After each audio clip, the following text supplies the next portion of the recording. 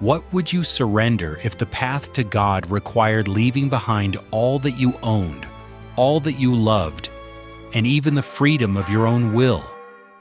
The year is distant, the century uncertain, but the echo of bells carries across cloisters of stone. Shadows flicker along carved arches, and in the half-light, a young noble kneels. The weight of his future rests not in coin or inheritance, but in a vow soon to be spoken. Around him, the silence is alive with meaning. The smell of candle wax melting slowly, the soft rustle of robes, the unseen presence of generations who once stood as he does now. This is not a tale of kings or crowns, but of a life chosen, the life of a Knight Templar. To wear the white mantle stitched with a crimson cross was to accept both humility and burden. A life bound to prayer and discipline, yet also to the thunder of hooves and the clash of steel across foreign sands. Here, in Serene Myths, we linger with such stories, not hurried, not harsh, but in rhythm gentle enough to drift beside you as you rest. If this story brings you calm, you are welcome to share where and when you are listening, a quiet sign of fellowship across time. The flame trembles, and with it begins the journey, from birth to vow, from silence to song. The flame trembles once, then steadies, and in that soft light a life begins not with trumpets, but with a bell, the kind that marks hours in a chapel and the passing of seasons in a house of stone. Outside, a river moves under winter reeds, slow and certain, as if it already knows the path this child will take. He is not the firstborn. His cradle is placed a little farther from the great hearth, a small gesture that means everything in a world governed by custom and land. In much of medieval Europe, inheritance flows like a single stream to the eldest, leaving younger sons to find their way through service, marriage, or the church. The river divides, and each branch must make its own path. Within the hall, tapestries soften drafts and prayers linger in the rafters like smoke. A steward scores neat cuts into wax tablets to note rents and harvest dues, tally marks that will never belong to this child. A hooded hawk perches in the mews. A greyhound dozes by the door. The hum of work wraps the place in a steady rhythm, spinning, mending, sharpening, life moving forward exactly as it did yesterday. He grows to this music. By the time he can walk the rush-strewn floor without stumbling, he already understands the order of things. The lord at the high board, the chaplain with a book, the reeve with a staff, the men-at-arms with their quiet nods and iron patience. A nun from the nearby priory comes sometimes in the afternoons, bringing him letters that are more shapes than sounds, a few Latin phrases shaped around breath and tongue. He tastes his first psalm the way other boys taste their first cider, curious, bright, a little bitter. His mother's hand guides his fingers along a cross sewn into the corner of his cloak. Saints' feast days weave themselves into memory. The smell of beeswax at Candlemas, willow switches at Palm Sunday, bread baked dark for Lent. History is not yet dates to him. It is bells and fasting, torches and snow, and the way his father's mail sounds when it moves. A slow rain of steel. The fact of his birth order sits lightly and heavily all at once. Under the patterns of feudal custom, especially where primogeniture has hardened in the 12th and 13th centuries, the first son is a future in one piece, the estate whole beneath his feet. The second son is a question to be answered. Sometimes the answer is the church, a canonry, if a relative can be persuaded, a monastery if God calls or fortune doesn't. Sometimes it is marriage to an heiress, though such threads are rare and easily broken by politics. Often it is arms, service in another lord's retinue, a life bent toward war, but steadied by honor. In time, it will also be the military orders, those new bridges between sword and psalm where a younger son might devote strength without claiming land. He watches the world carefully. Men of rank kiss a relic and swear on the Gospels. Messengers arrive mud-caked and urgent, speaking of distant kings and nearer quarrels. Pilgrims pass on the road patched and determined, bearing scallop shells and old stories of Jerusalem, where light throws itself like a bright sheet across stone. At night, in the soft edges of the hall, he hears the reeve tell of a cousin who rode east and returned with a coin pressed thin by many hands and a memory of sun bright enough to warm winter bones. These things accumulate not as a plan, but as a weather in the soul, small winds, steady tides. Some details are ordinary, and yet they brand themselves into the shape of a life. A wooden practice sword, cut from willow and smoothed by the steward with a patient knife. A child's belt hung with a tin token of St. Michael. A strip of dyed cloth braided into the strap of his shoe by a nurse, who says it will help him run quickly when the geese are mean. None of it is grand, all of it is binding. The world is a net of small cords that teach him how to stand, how to bow, when to be still, and when to spring forward. Facts, too, find him. He learns that land is not simply earth, but a ladder of duties and protections, a compact between Lord and man sworn in words that carry more weight than iron. He hears that some regions still divide estates among sons, the old custom of partible inheritance breathing stubbornly on in corners of Christendom, and that where this happens, quarrels multiply like field stones turned up by frost. He senses, without yet naming it, a wider debate pulsing beneath the surface of things. Whether zeal or necessity draws men into oaths that carry them far from home, whether the urge to protect pilgrims is born of pure piety or braided with the hunger for order in a disorderly world.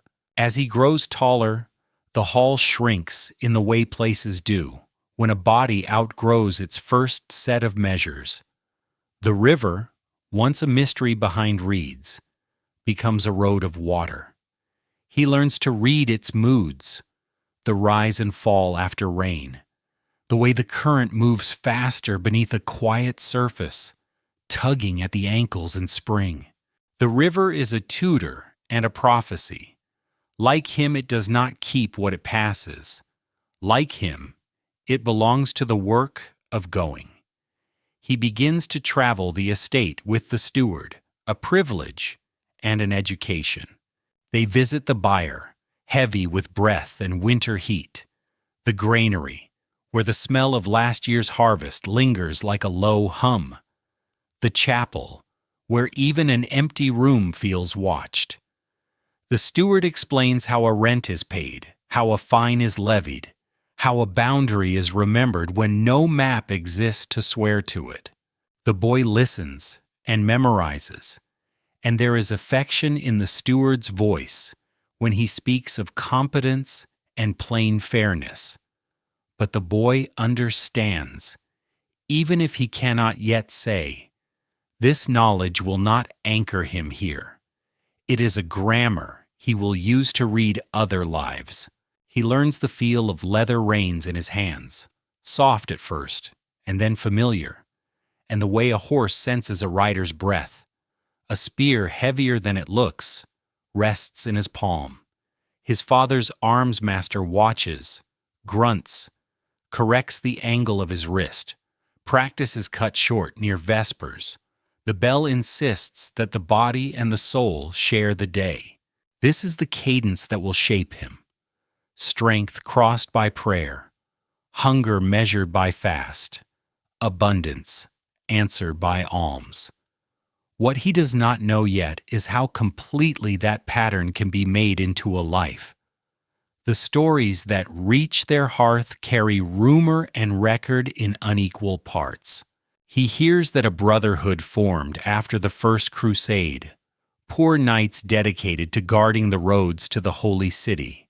Some say they live almost like monks, bound by a rule, sharing goods, obedience their armor when steel fails. Others snort, skeptical, and count the cost of keeping men in the field. Are such orders pure guardianship or part of the larger machinery of power? The question moves through the hall like a draft, felt but not seen. A quirky custom marks his next turning. When he reaches the age at which a child sheds smallness and puts on service, his mother threads a narrow red cord into the hem of his tunic. A private sign, she says, to remember courage in silence. No one else remarks upon it, but the boy touches that thread when the world feels too wide. It is not a relic, not a rite, but it clasps his heart with the certainty that even small symbols can carry a life across difficult ground. Soon, a letter arrives, impressed with a seal he recognizes from his father's meetings. The wax bears an emblem of a neighboring lord, a friend bound by blood and oath. The message is gracious and exacting. A place is offered in his household for the boy to serve as a page, to learn the disciplines of gentility, horsemanship, and arms that are the bones of knighthood. The family gathers, silent and measured. No one is surprised. The current has been pulling this way since the first bell. Before dawn on the chosen day, the hall is cool and still. The boy kneels for a blessing. The chaplain's hand is warm on his hair. Outside, the river slides past the mill, patient and strong. Hooves shuffle in the yard. When he mounts, the leather creaks like a soft oath, and the world beyond the estate opens as if a door has always been waiting. He looks back only once, to fix the hall in his mind, to thread its light and smoke and steady work into the cord he will carry. Then he turns toward a road that will teach him how to serve, how to ride, and one day, if the river runs that way, how to vow. The wind rises and settles again. The bell tolls the hour. The river keeps flowing, gathering speed for the places where it must learn to break and rejoin. Hoofbeats fading into the hush of a chapel aisle, the scent of wax guiding the way forward, and as the echo softens, the scene shifts to the courtyard where a boy, once only a page, begins the long path of service that will lead him through squirehood and, in time, into the mantle of knighthood. The boy's road away from the hearth leads first into service, a pattern long established in noble households. At the age of 7 or so, a child destined for arms was often sent to another lord's hall, not merely to remove the burden from his own family, but to sharpen discipline under unfamiliar eyes. Thus he entered a world both strange and familiar.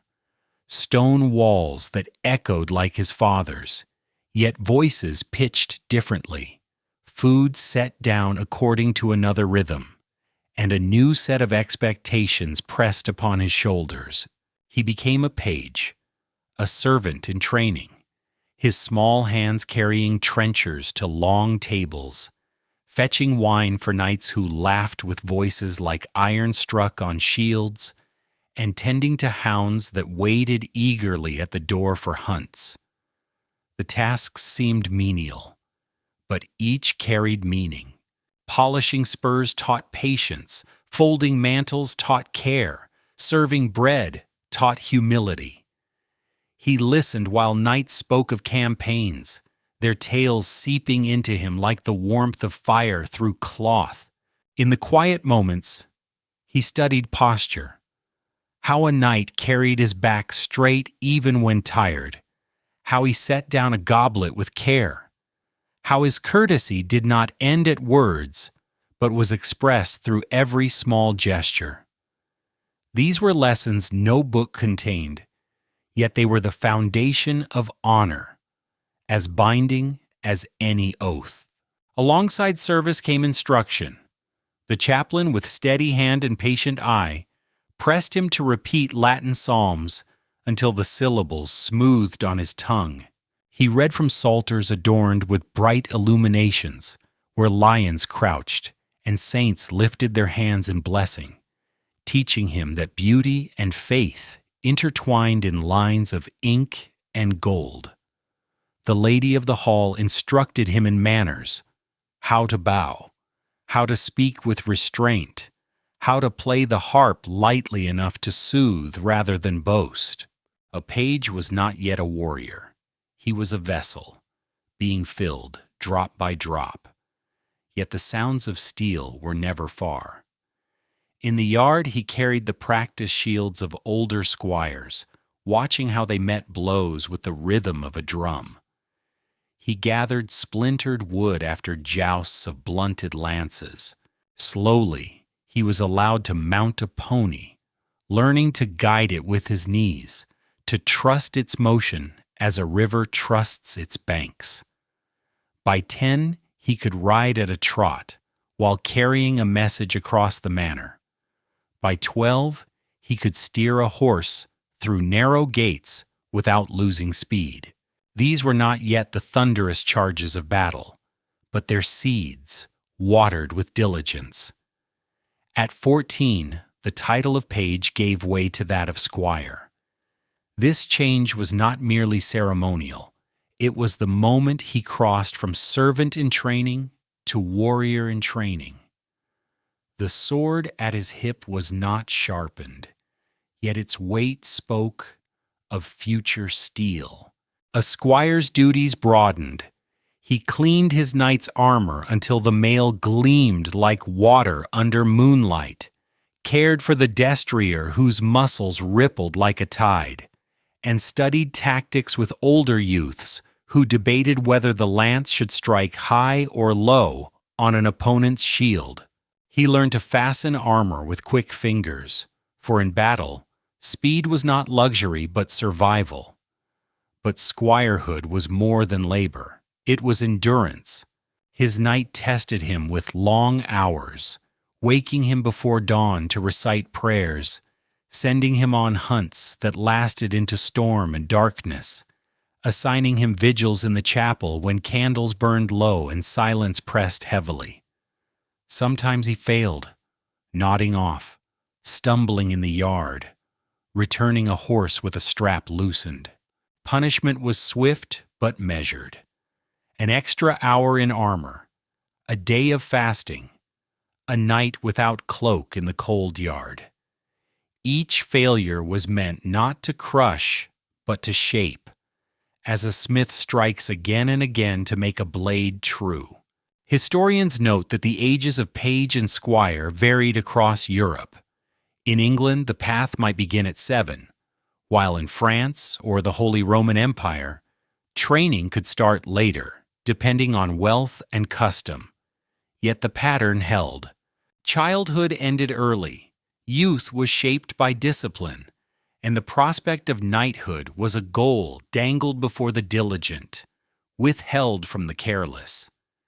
Debates linger even today about how uniform the process was, whether all squires received arms at 21 or if circumstances of war hastened the ceremony. The truth likely shifted with need, as fluid as the river banks after a storm. For the boy who would be Templar, the years of service were years of listening. He learned how discipline was both armor and chain, how faith was both light and burden. He grew in strength, wielding the heavy practice sword until his arms shook, drawing a bow until the strings sang, sparring with other squires until bruises blossomed like dark roses. His body toughened, his mind sharpened, and still the rituals of prayer laced every day.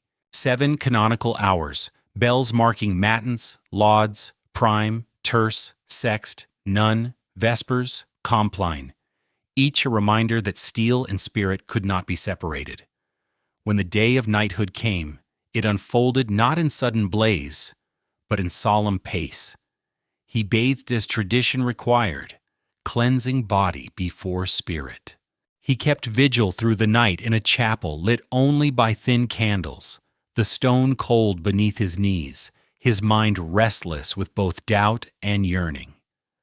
At dawn he donned a plain white tunic, not yet adorned with any cross, for this was not yet Templar, but knight.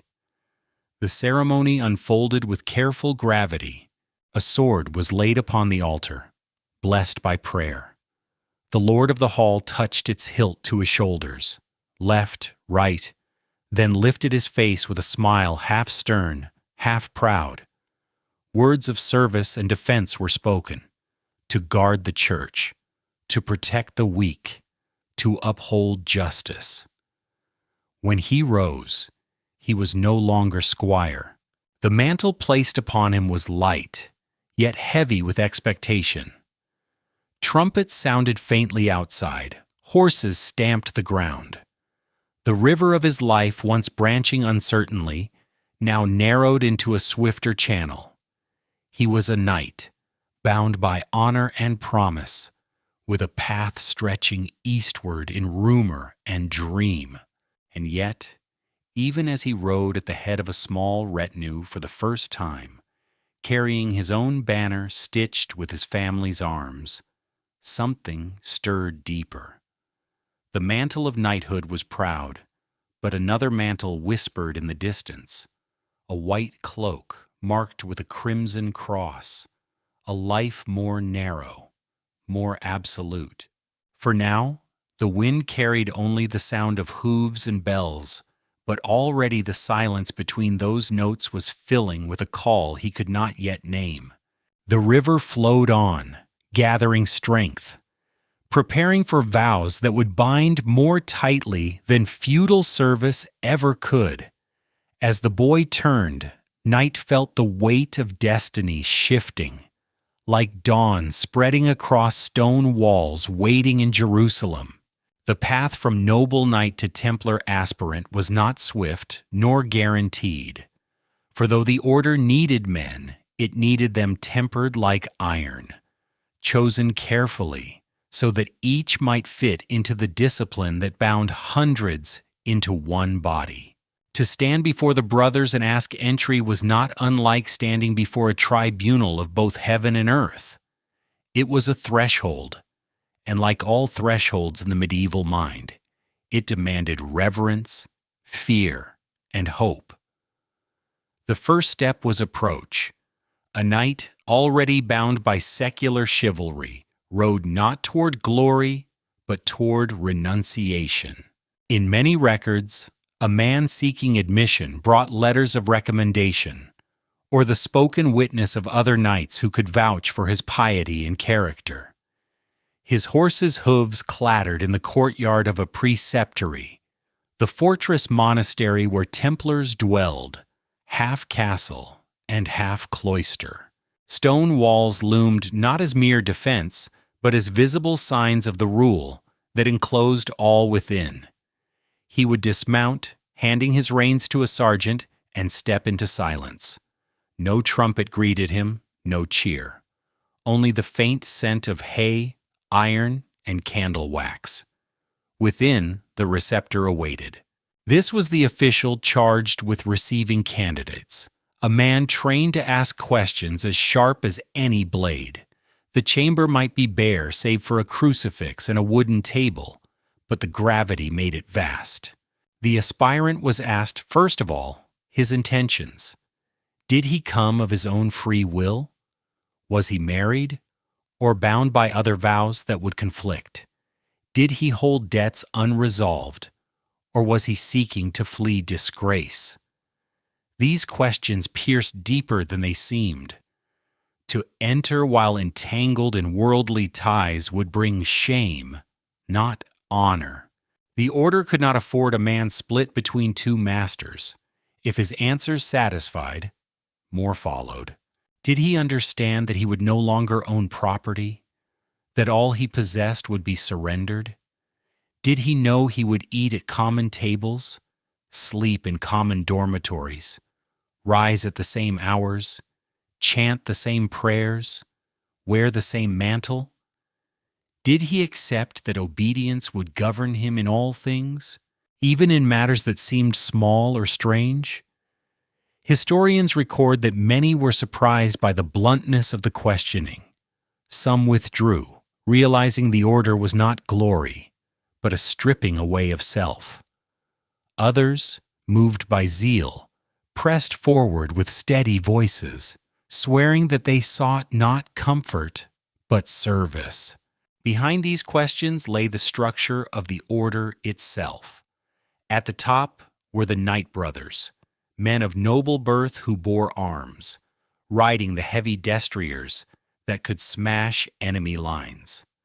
Below them were the sergeants, not necessarily of noble stock, who performed vital tasks, riding lighter horses, acting as squires, guarding, managing lands. Their role was less glorious but indispensable, for the gears of discipline turned on both visible and hidden cogs. There were also chaplains, ordained priests who tended the souls of brothers, hearing confessions, celebrating Mass, ensuring that the tide of battle did not drown prayer. Together, these ranks formed a balance, sword, hand, and spirit bound in one. The candidate was told this plainly. You will not rise higher than the rule allows, the receptor might say. If you enter as a sergeant, you will not become a knight. If you are a knight, remember you are no lord here. You are equal to your brothers. Pride is left at the gate. This leveling was startling to many. In the feudal world, status clung like a cloak, never shed. In the order, the cloak was white or black, cross or plain, but always the same cut, the same weight. Equality, discipline, humility. These were more radical than lances and swords. Documents from the 12th and 13th centuries preserve fragments of these ceremonies. At Troyes in 1129, the Latin rule was codified, shaping how the order would examine recruits. Later revisions added strictures. No man under age, no man unfree, no man whose motives were not tested. Some chroniclers suggest that exceptions existed, that powerful lords could bend rules, but the essence remained. Admission was not conquest, but surrender. Scholars debate how rigorous these examinations truly were, whether the order always maintained its strictness or softened as it grew wealthy.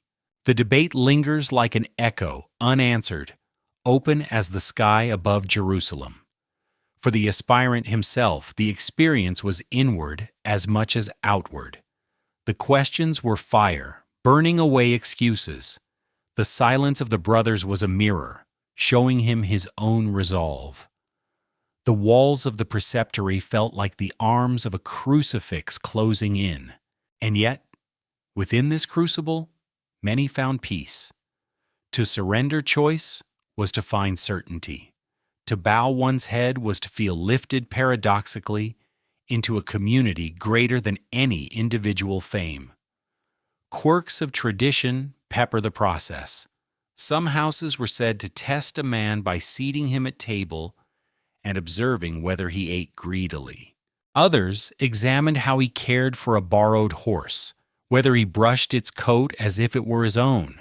A few tales, perhaps embroidered, describe how candidates were made to wait for days in an outer hall, fasting, to prove patience. Whether all such customs were real or symbolic, they served one truth. The order sought not merely warriors, but men shaped by humility. When the receptor concluded his questioning, the brothers gathered. They voted, often silently, to admit or reject. If admitted, the candidate was led into the chapel. Here shadows fell across the floor like bars, reminding him that this was both freedom and imprisonment. He lay prostrate before the altar, stretched as if in death, then rose when commanded. The mantle was not yet his, but the journey had begun. He had crossed a threshold as firm as any gate of stone. Outside, his horse waited, but it no longer belonged to him. Neither did his sword, nor his wealth, nor even his name in the same way. He was no longer simply a knight. He was a brother in waiting, a man reshaped by questions and silence. As the door closed behind him, the candlelight flickered. The air smelled of wax and stone. He heard faintly the bell for vespers, its sound neither invitation nor farewell, but a binding cord between past and future. The river of his life had narrowed further, pressed between steep banks, and its waters ran swifter now, rushing toward vows that would strip away the last of his old self. He stepped forward, the echo of his footsteps a promise already sealed, as the crimson cross waited in the silence beyond. The threshold of admission was not a single door, but a passage, long and narrowing, testing whether resolve could endure beyond words. After answering the receptor's questions, the aspirant entered what was called a period of probation, a span in which he lived among the brothers, but not yet as one of them, his days shaped by their discipline, though his vows still unspoken. Here, in the silence of cloisters and the ordered clatter of daily tasks, the truth of renunciation began to bite. The first act was surrender. What possessions he had, horse, arms, coin, garments finer than wool homespun, were gathered and placed into the custody of the order, not seized, but received, with solemn recognition that they no longer belonged to him. Chronicles describe men handing over rings, tokens from family, even letters that bound them to distant promises. All were laid aside. The order could not be distracted by individual wealth. Even the rich upon entering became poor. Their goods were folded into the common treasury, not to enrich a single man, but to fuel campaigns, to sustain pilgrims, to light candles in chapels scattered from Portugal to the Holy Land. Having surrendered wealth, the novice surrendered privacy. Dormitories were simple, long halls of wooden pallets, blankets rough woven, no partitions save trust and custom. Brothers slept fully clothed, ready to rise at a bell. Meals were taken together at refectories, long benches, a common loaf cut and passed hand to hand. Silence governed the hall while a reader recited from Scripture or from the Rule, words filling the air instead of chatter. Food was plain: bread, beans, sometimes fish, seldom meat save feast days. Wine was rationed in strict measure, not to dull, but to steady. The novice, who once perhaps feasted at a lord's table with venison and rich sauces, learned that hunger could be quiet, and satisfaction lay in sufficiency. The heart of this probation was the Latin Rule. Drafted at the Council of Troyes in 1129 and revised many times thereafter, it was not a book of lofty prose, but a code of daily rigor. It commanded poverty, chastity, and obedience, the same vows as monks, but adapted to the life of warriors. The rule forbade adornment, no embroidery, no furs, no pointed shoes that smacked of vanity. Cloaks were to be plain, mantles simple, belts without ornament. Horses were allotted by need, not pride. A knight might ride one or two, but none could boast a stable of many. Even the colors of clothing were restricted. White for knight brothers, black or brown for sergeants. A visible sign of hierarchy without excess. Discipline extended beyond garments. The rule ordered silence at certain hours, forbade idle games of chance, condemned hunting as distraction. Brothers might hawk sparingly to feed the order, but sport for its own sake was vanity. They were to eat in moderation, to fast often, to confess faults openly. They were warned against looking upon women too closely, against wandering from the company of brothers, against quarrels and oaths. Obedience was to be absolute. A command from the master or from any superior officer was to be carried out without delay. Like a corpse, one passage urged, meaning the brother's will should lie utterly in the hands of his order. Yet obedience was not cruelty. The rule spoke also of charity, of caring for the sick, of fairness in distributing goods, of gentleness toward pilgrims. It demanded that brothers not scorn the weak or despise the poor.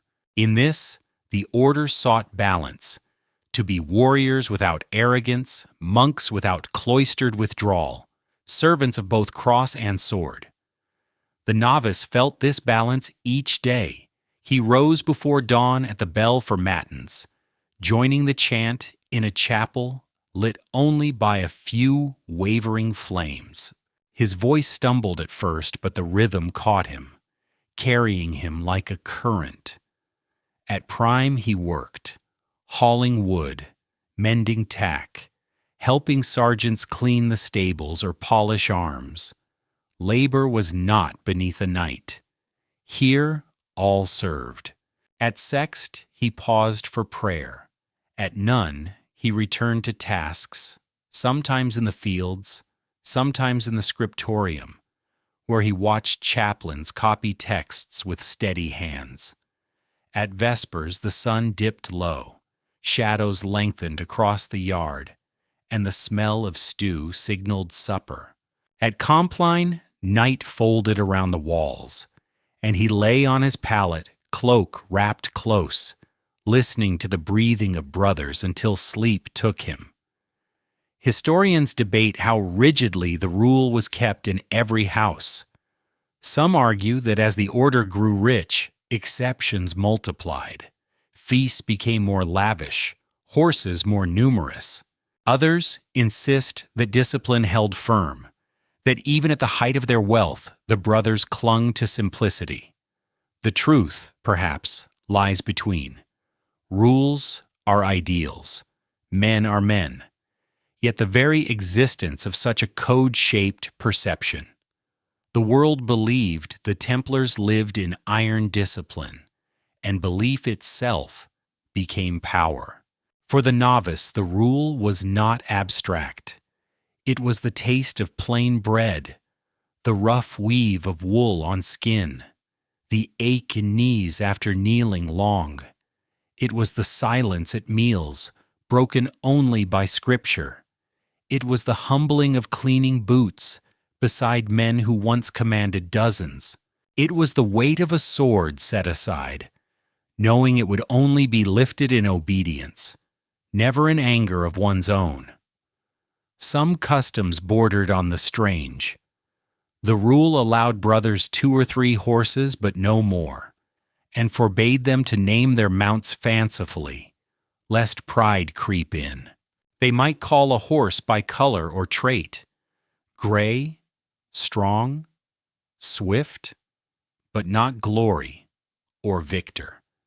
Their beds had no sheets, only blankets, for sheets were considered luxuries. They were warned not to kiss their mothers or sisters upon parting, for fear temptation might enter. These small prescriptions, debated by scholars today, gave texture to the life, both rigid and peculiar. The novice endured, uncertain yet resolute. Some faltered, leaving after weeks, unable to bear the stripping away of comfort. Others found, paradoxically, a deep stillness. In giving up, they gained. Wealth no longer pressed upon them. Choice no longer divided them. Time no longer scattered. It circled, bell to bell, prayer to prayer, like the sun across the sky. In that circle, some discovered peace sharper than pleasure. One evening, as he scrubbed a cloak beside a sergeant, the novice caught sight of the crimson cross stitched on another's mantle, glowing faintly in torchlight. It was not yet his, but its presence bound him. The cross was promise and burden, salvation and danger, and its shape seemed to echo in the beat of his heart. He bent again to his task, water dripping from cloth, the smell of lye sharp in his nostrils. Outside, the wind moved across the courtyard, carrying with it the faint toll of a distant bell. And in that sound, he felt the river of his life tightening once more, pulling him forward, toward vows that would seal him beyond recall. The stone walls breathed silence. The cross glowed dimly, and his hands, raw from labor, knew already the weight of obedience. The novice lifted his head, the last light of day catching in his eyes, as if foreshadowing the white mantle waiting just beyond the threshold. The days of trial life dwindled toward a moment no longer postponed. For the novice who had surrendered wealth, shared labor, obeyed bells, and endured silence, the time came to pass through ritual into permanence. To enter the temple fully was to speak vows as binding as iron, to clothe oneself not in finery, but in a mantle of meaning. The ceremony, remembered across chronicles and whispered in later legends, was a weaving of liturgy and symbolism, at once austere and profound. The brothers assembled in chapel, a space half fortress and half monastery. Walls rose plain, unpainted, yet the air itself seemed gilded by the hush of expectation. Candles flickered along the altar, casting tremors of light across stone. Outside, the wind pressed at narrow windows, sighing as if reluctant to intrude. The novice waited at the threshold, dressed in simple garments, stripped of ornament, his hands empty. He had already left behind wealth. Now he would leave behind the last of himself. The receptor called him forward. He stepped, knees bending as he prostrated before the altar, arms stretched wide, as if embracing death. This posture, recorded in fragments of Templar statutes, was meant to echo burial. The man he had been laid down, the man he would become, awaited rising. Silence wrapped him, broken only by the low chant of psalms. At length he was asked the great questions again, this time before the assembled chapter. Did he come freely, unbound by debts or oaths, unforced by despair? Did he understand the severity of the life ahead? Then came the vows. Poverty first. His voice, steady though quiet, declared he would own nothing, not coin, not land, not horse, beyond what the order allotted. What he received would be common. What he gave would belong to all. In a world where lineage was measured in acres and wealth, this vow sliced deeper than any blade. He became nameless in property, yet bound in fraternity. Chastity followed. He pledged to take no wife, to know no carnal bond, to live in purity of body as of soul. This vow was a gulf. For knights outside the order, marriage secured heirs, alliances, estates. Within the temple, heirs were irrelevant, alliances were communal, and legacy was spiritual. His bloodline ended with him, and in that ending a new lineage began, of brothers bound not by birth but by vow. Obedience sealed the triad. He swore to submit utterly to the master of the temple and to all superiors, to live not by his own will, but by command. In war, obedience meant unity. In peace, it meant humility. The vow was both liberation and cage, stripping choice, yet gifting certainty. To disobey was sin. To obey was salvation. His voice trembled, not from fear, but from the weight of surrender. Once the vows were spoken, the master or presiding preceptor lifted him from the ground. A mantle of white was brought forth, simple wool, undyed, save for the crimson cross stitched over the heart. The cross, sources tell us, was first approved by Pope Eugenius III in the mid-12th century, a visible sign that these knights bore Christ's mark even into battle.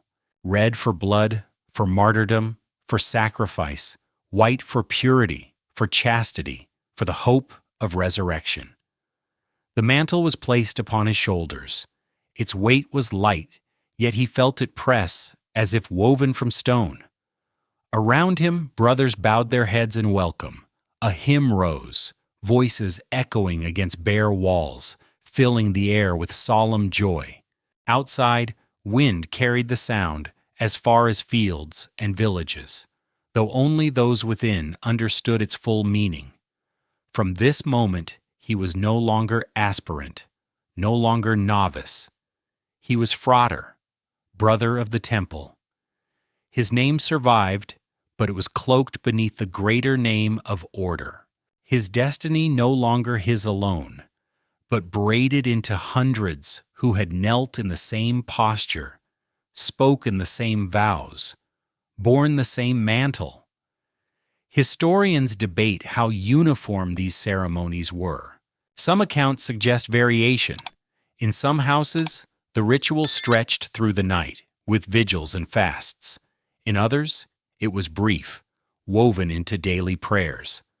Certain chroniclers claim emotional fervor, tears streaming as mantles were donned. Others describe stoic silence. Yet all agree that the vows marked an indelible crossing. The brother could not turn back. To leave after vows was apostasy, betrayal not only of order, but of God. The stakes were eternal, not temporal. Quirks of detail survive. Some chapters required the new brother to kiss the altar, others to kneel while the rule was read aloud, word by word, as if pressing its weight into his mind. A few tales describe how the mantle was sometimes handed not fresh, but worn, carrying faint scents of wool and sweat, linking him tangibly to those who had lived and died before. Whether embroidered truth or legend, these touches remind us that history was not only decree, but lived sensation. The brother, rising with mantle on shoulders, felt both smaller and greater. Smaller, for he had renounced self. Greater, for he bore a sign larger than himself. He returned to the dormitory that night not as guest, but as part of the chorus of breathing men. When the bell rang for matins, he rose without hesitation. No longer visitor, but voice within the chant. The bread he ate at dawn tasted no different, yet it nourished him as brother, not stranger. The work he performed in stable or field no longer tested him. It bound him into rhythm. The vows reverberated beyond chapel walls. Villagers who glimpsed him saw not a knight of flesh, but a symbol. Poverty, chastity, obedience clothed in white. Pilgrims whispered prayers when passing, hoping a brother's shadow might shield them. Lords measured him differently, knowing he served no bloodline but a greater cause. The mantle transformed not only his life but perception itself. For him, the vows marked a narrowing of the river of existence, banks closing steep, current swift. Yet within that narrowing lay clarity, like a stream carving rock until it shines. He was bound now, but the binding was chosen, and in that choice he found strange freedom. As he lay down upon his pallet that night, cloak wrapped tight, he heard the whisper of wind through stone arches. It sounded like a hymn unfinished, a promise stretching into battles yet unseen. The crimson cross upon his chest, though unseen in darkness, pulsed like a heartbeat. Sleep took him, but vows remained, carved deeper than dream. And when dawn came, he would wake not merely as a knight, but as a Templar, mantle upon his shoulders, destiny pressing forward with each breath. The mantle had been placed upon his shoulders, the vows sealed by his voice, and the novice had become brother. Yet what awaited him was not glory upon distant fields, but the long cadence of ordinary days, where discipline carved deeper than any battle. To live as a Templar was to surrender one's hours to a rhythm both simple and severe, where every dawn, every prayer, every morsel of bread carried meaning beyond itself. The bell before dawn was the true master of the order. It rang in darkness, pulling men from pallets in the dormitory.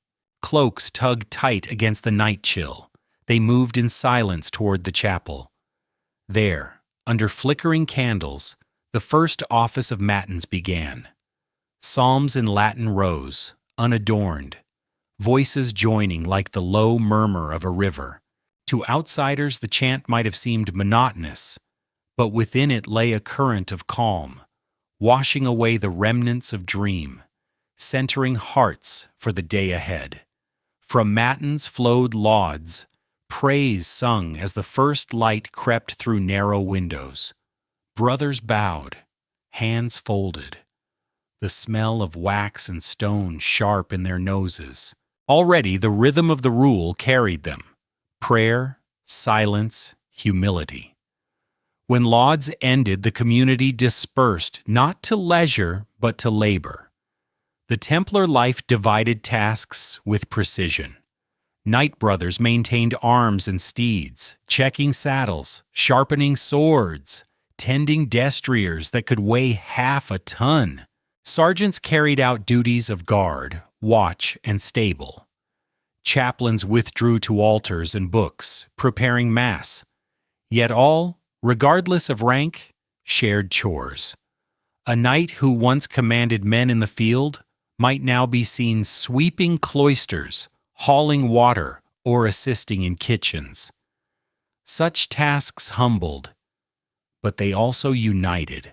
In sweat, in silence, the brothers became one body. Breakfast, when it came, was sparse.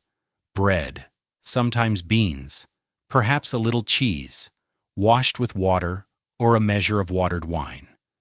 The rule prescribed moderation, forbidding gluttony. Silence still governed the refectory. While the brothers ate, one read aloud from Scripture or from the rule, his voice carrying above the clink of wooden bowls. The words were steady reminders. No man ate for himself, but for God. No man lived apart, but within the order. After the meal came training. For knight brothers, this meant the grueling drill of heavy cavalry. Destriers were saddled, armor strapped, lances lifted. They rode in formation across fields near the preceptory, hooves pounding like drums. Again and again they wheeled, charged, halted, reformed. The aim was not flair, but cohesion, the ability to move as one wall of flesh and steel. Chroniclers tell us that Templar charges were feared because they seemed unstoppable, as if no individual horseman rode, but an avalanche of armored will. That strength was forged here, in endless practice beneath sun and wind. Training did not cease with horses. Brothers drilled with swords, shields, and spears, often in pairs, learning to strike and defend in rhythm. They sparred in silence, for shouting was forbidden. Only the clash of wood or steel marked their labor. Muscles ached, bruises blossomed, but discipline endured. To raise a weapon outside of drill or battle was forbidden. Violence belonged only to obedience, never to impulse. For sergeants, the work leaned toward the practical. They guarded gates, escorted visitors, and ensured supplies were managed. Some tilled fields, for even a military order needed bread from its own soil. Others oversaw barns, where oxen lowed and chickens clucked. Their tasks lacked glamour, yet they were the scaffolding of the order's strength. Without them, no knight could ride to battle. No chapel could glow with candlelight. Community service extended outward. Brothers tended to pilgrims who arrived weary, blistered, or wounded from long roads to shrines. They offered food, shelter, guidance, sometimes escort across dangerous stretches. Records describe preceptories near pilgrimage routes becoming havens, where strangers slept safely under the Templar cross. To serve was as holy as to fight, for both acts sheltered the faithful. The day unfolded through the canonical hours: prime, terce, sext, none. At each, bells called the brothers back to chapel. Work ceased, voices rose again in chant, then returned to task. The cycle was relentless yet soothing. Each interruption reminded them that labor and prayer were inseparable, threads of one tapestry. By vespers, as the sun dipped and shadows stretched long, fatigue settled into bodies, but prayer steadied them. Supper came, similar to breakfast, but a little fuller. Perhaps fish or vegetables, rarely meat. Again silence, again the reader's voice. Compline closed the day. Darkness deepened. Candles burned low. Voices prayed for protection through night. The dormitory filled with the rustle of cloaks, the faint sigh of weary men. Brothers lay side by side. No partitions, no distinction. The mantle folded nearby. Sleep came as a mercy. Yet even in dreams the rhythm echoed, ready to rise again at the bell. Historians sometimes ask, did the Templars never tire of such monotony? Did zeal not falter in the face of endless sameness? Some accounts suggest lapses, brothers punished for sloth or disobedience, for breaking silence, for eating outside prescribed times. Yet the very presence of such rules suggests their necessity. Men are not machines, and the rule's rigor was both aspiration and struggle. The Templar life was not effortless perfection, but daily wrestling with self. Details preserved in the rule hint at both humanity and severity. Brothers were allowed 2 or 3 horses, but not to decorate them. Their beds lacked sheets, considered luxury. At meals, meat was served 3 times a week at most. If a feast came, it was for all, not for individuals. Punishments for disobedience ranged from fasting to exclusion from table. Forgiveness, however, was possible, confession restored. In these details, we glimpse not only severity, but also the humanity of a community striving toward holiness. For the brother himself, daily life became a narrowing of time into certainty. The world outside, markets bustling, lords feasting, peasants plowing, grew distant. His world was bells, bread, horses, chants, and silence. In that narrowing, he sometimes felt peace, deeper than pleasure. Life was no longer chaos, it was rhythm. Each dawn a beginning, each dusk an ending, each vow renewed in small acts. One evening, as he left the chapel after Compline, the sky deepened to indigo. stars pierced the vault, cold and bright. The wind moved softly through cloisters, carrying the last echo of chant. He paused, mantle brushing stone, and felt the rhythm of day linger in his bones. Tomorrow would bring the same cycle, yet each day was a bead on a rosary, linked, prayed, unbroken. The crimson cross on his chest caught faint starlight, a spark within shadow. The bell was silent now, but its memory pulsed in his ears. The river of his life, once wide and wandering, now ran within carved banks, swift and sure, carrying him toward trials beyond routine.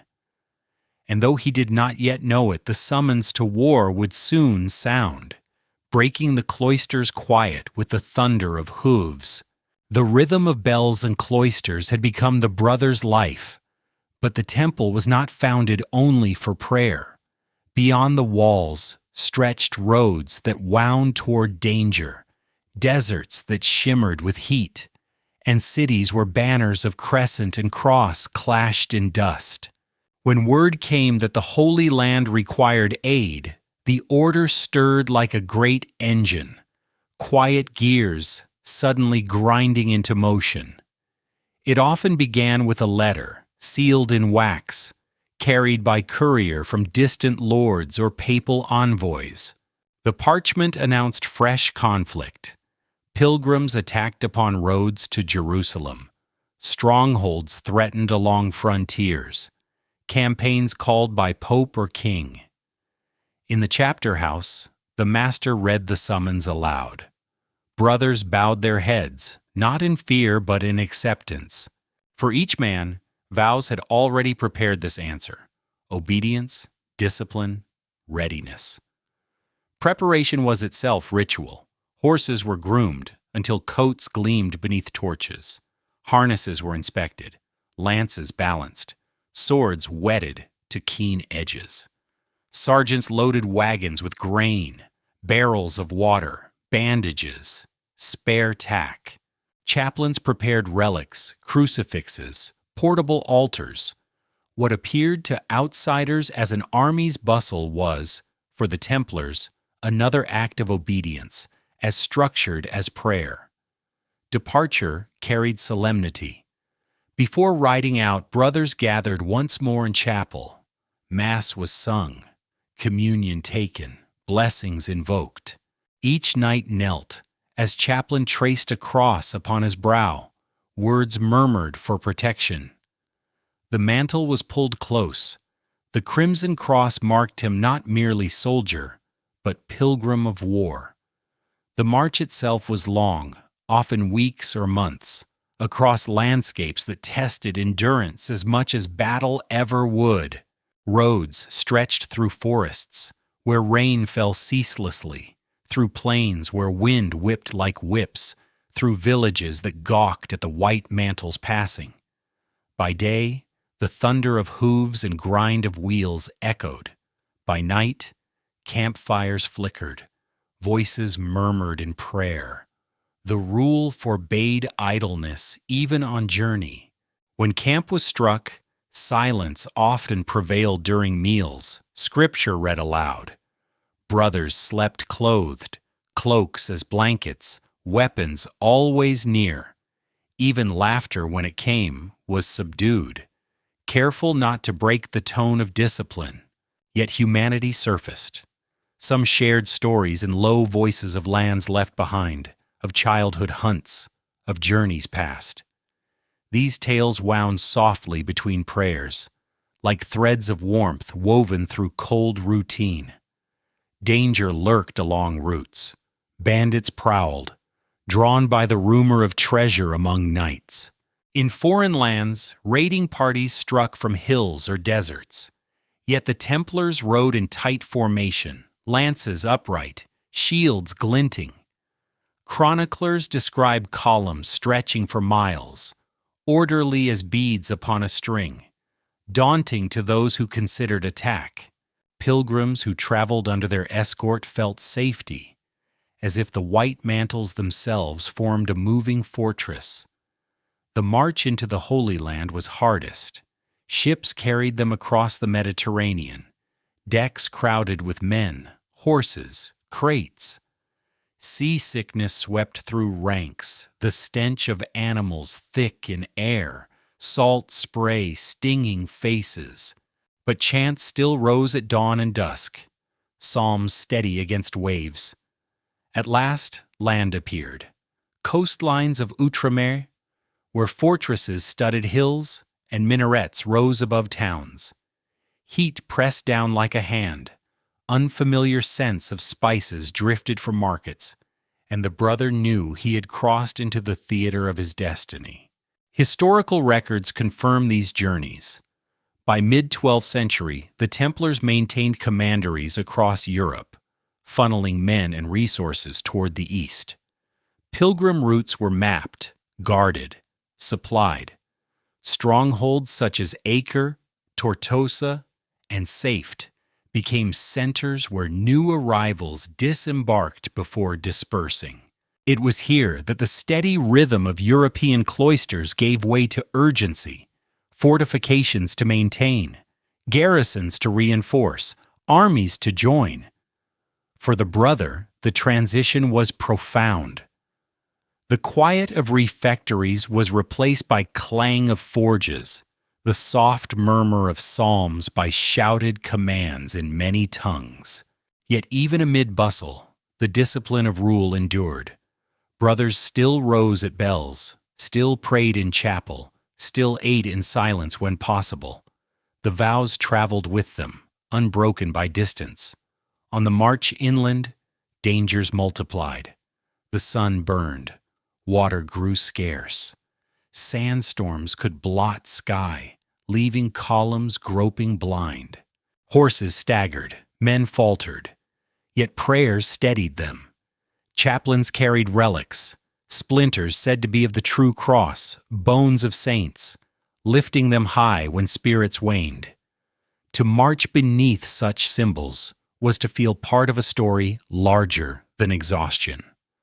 Nights on campaign burned into memory. Stars spread vast above desert, brighter than in Europe. Fires glowed low, men huddled beneath cloaks. Some whispered rosaries, beads slipping like tiny echoes of time. Others simply listened to wind moving across dunes, as if the land itself spoke. The brother lay awake sometimes, mantle wrapped close, cross upon chest, rising and falling with breath. He felt himself both small and vast, one man, yet part of an army of faith. Scholars debate the emotional tenor of such marches. Some chronicles praise zeal, depicting Templars eager, fearless. Others hint at dread, at doubt murmured in dark. The truth must have been mixed. Human hearts quiver, even beneath mantles. Yet vows compelled persistence. Obedience erased choice, leaving only forward. The brother's memories of cloisters did not fade. They followed him. The bell seemed to toll even when absent, its rhythm echoing in hooves, in heartbeats, in distant drums. The river of his life, once narrowed into routine, now widened again, rushing toward unknown battles. Each step carried him deeper into a landscape where prayer and steel would soon meet.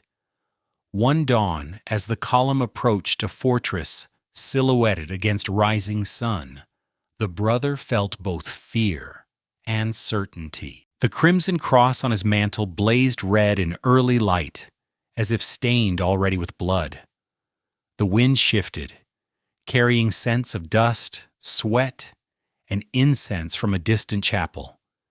He tightened reins, lance upright, and whispered a prayer not only for survival, but for steadfastness.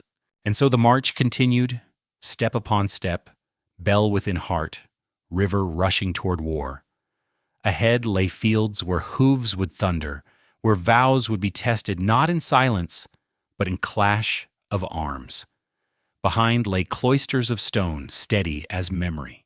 Between them, he rode, suspended between prayer and battle. the cross upon his chest, binding both. The summons had carried them across seas and deserts, through cloisters of prayer into the furnace of war.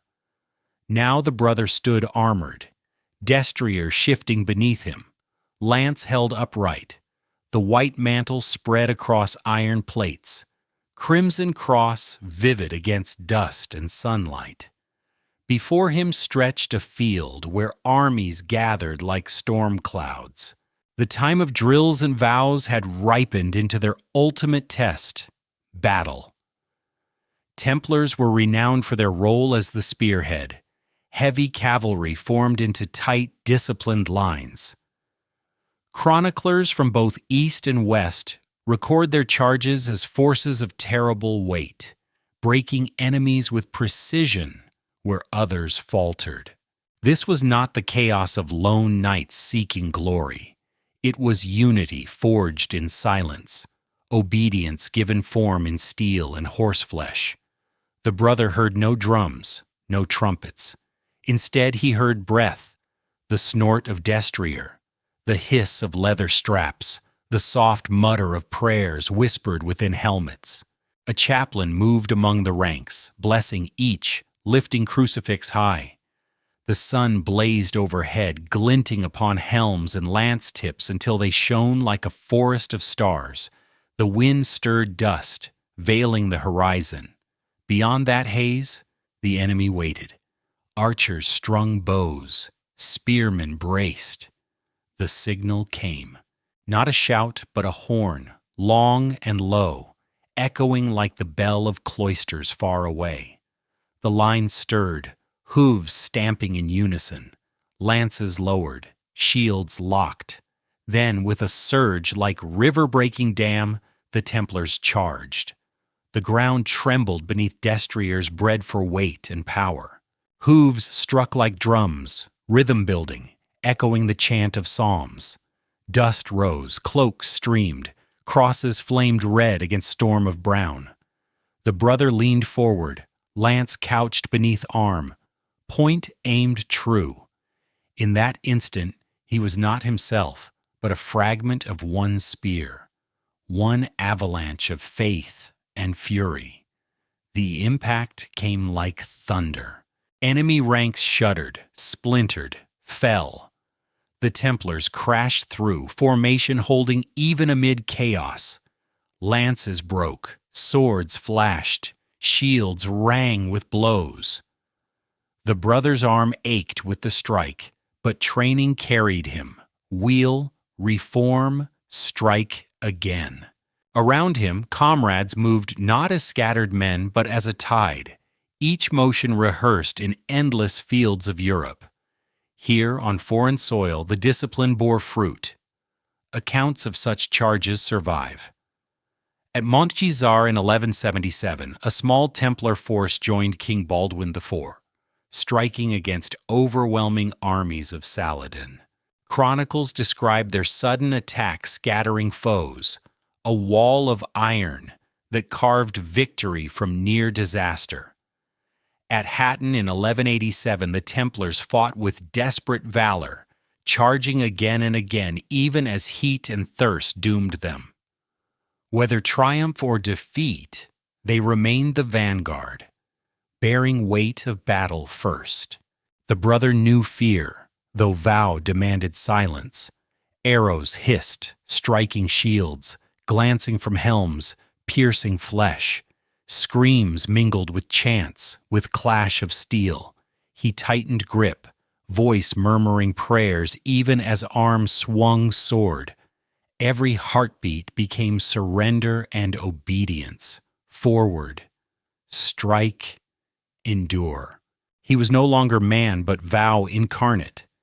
Between charges they regrouped.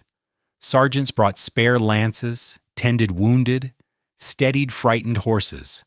Chaplains offered absolution to dying, whispers of heaven amid screams.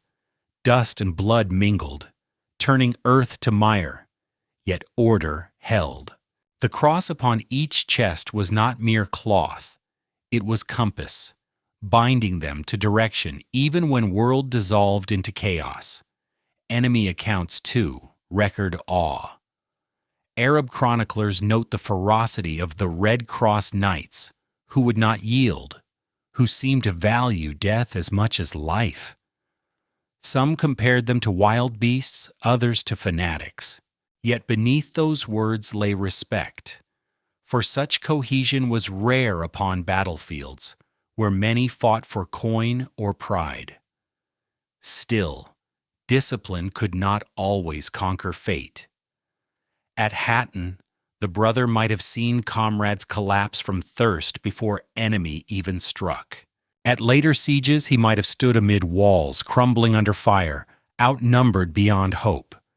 Yet even in defeat, the vow held: no retreat unless ordered, no surrender while banner yet flew. Some died encircled, mantles stained dark, crosses still visible in death. The brother's own battle blurred into rhythm: charge, strike, wheel, reform. Time dissolved. Hours felt like moments, moments like eternity. He glimpsed flashes, comrade falling with arrow through neck, enemy spear shattering against shield, sunlight glinting upon cross hilt of sword. Through it all, he felt the vow pulse: poverty, chastity, obedience, fused now into courage. When horns finally called retreat or victory, the brother scarcely knew which. He reigned destrier, chest heaving, mantle torn, dust coating crimson cross. Around him lay field of ruin, bodies, broken weapons, banners fallen. The silence after battle was heavier than noise, broken only by groans of wounded, caw of circling birds, whisper of wind over carnage. He dismounted, legs trembling, sword heavy in hand. Brothers moved among fallen, giving mercy where needed, gathering wounded, offering prayers. Chaplains lifted crucifix above field, blessing dead of both sides, for death dissolved enmity. The brother knelt, head bowed, mantle stained. His voice whispered gratitude for survival, plea for strength, remembrance of vows. Historians reflect on Templar's paradox. Monks sworn to humility, yet wielding lances in storms of violence. How could prayer and steel coexist? The brother's life answered not with logic, but with rhythm. Obedience wove them as one. He fought because vow demanded, prayed because vow sustained. To him, no contradiction lingered. Only unity of service remained. As twilight fell, campfires flickered once more. Horses were watered, wounds bound, dead buried. Bread and water were passed, silence holding even among weary survivors. Stars rose, indifferent, eternal. The brother lay upon cloak, mantle for pillow, sword beside him. He felt aches in every muscle, yet calm in heart. The crimson cross upon chest glowed faintly in firelight, reminder that even amid ruin, vow endured. Wind moved softly, carrying scent of dust, of smoke, of blood. It whispered through camp like psalm unfinished, like bell unheard yet remembered. Tomorrow might bring march or siege, triumph or loss. But tonight he closed eyes, listening to river of breath, of prayer, of vows unbroken. The battle had tested him. The vow had held.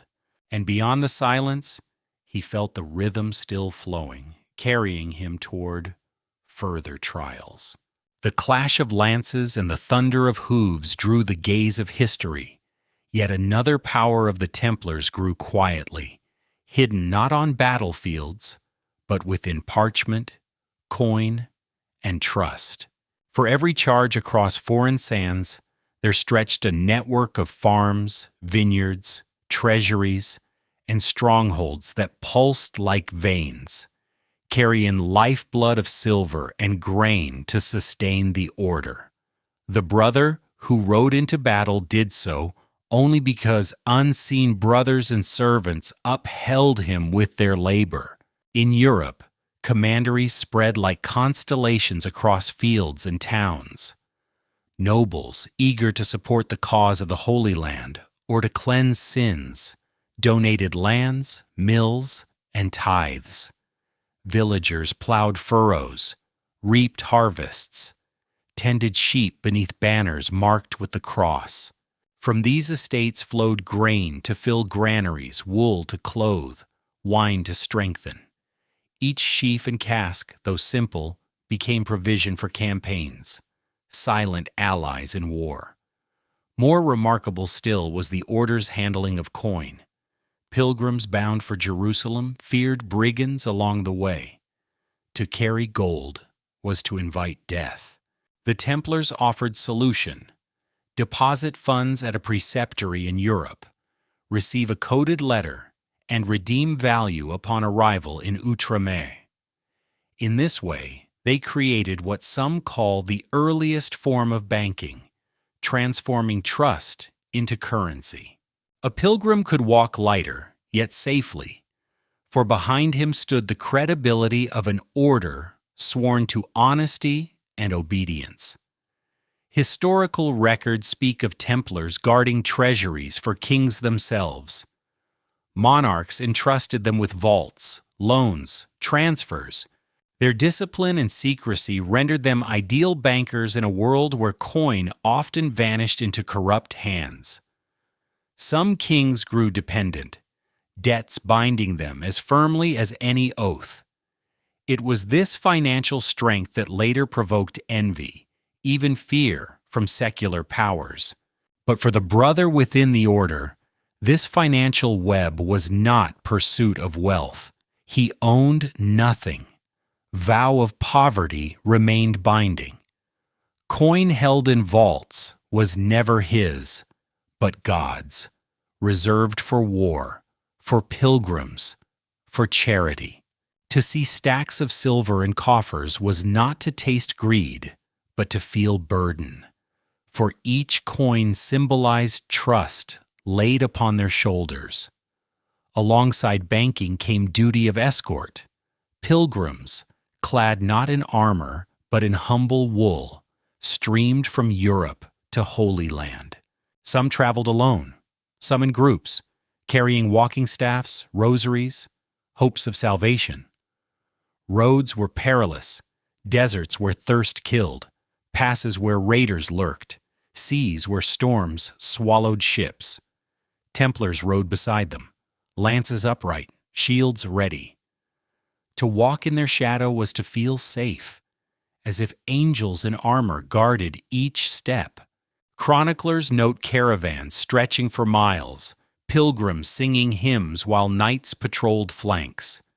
At night, camps formed circles, pilgrims gathered in center, brothers keeping watch at edges. Fires burned low, psalms rose softly, stars shimmered above. Many pilgrims later wrote of deep gratitude, that without the white mantles, they might never have reached holy shrines alive. The escort was not without cost. Raiders targeted columns, hoping to seize wealth or captives. Brothers died defending strangers they had never met before journey began. Yet to them, such deaths were not wasted. The vow of obedience demanded it. The rule proclaimed protection of pilgrims as sacred duty. To fall in such service was to fulfill calling as surely as in battle. Within strongholds of the East, the Templars' logistical genius unfolded further. Castles like Krak des Chevaliers and Safed stood not only as fortresses, but as granaries, stables, treasuries, hospitals. Supplies flowed in from Europe, stored behind thick walls. From there, garrisons sallied to defend borders, and caravans set forth laden with provisions. The brother who prayed in chapel above might descend to storerooms below, seeing grain piled high, barrels lined in rows, armor stacked in readiness. Even communication bore their stamp. Messengers rode swift across continents, carrying sealed orders. the wax impressions of Templar seals, 2 knights upon 1 horse, assured authenticity.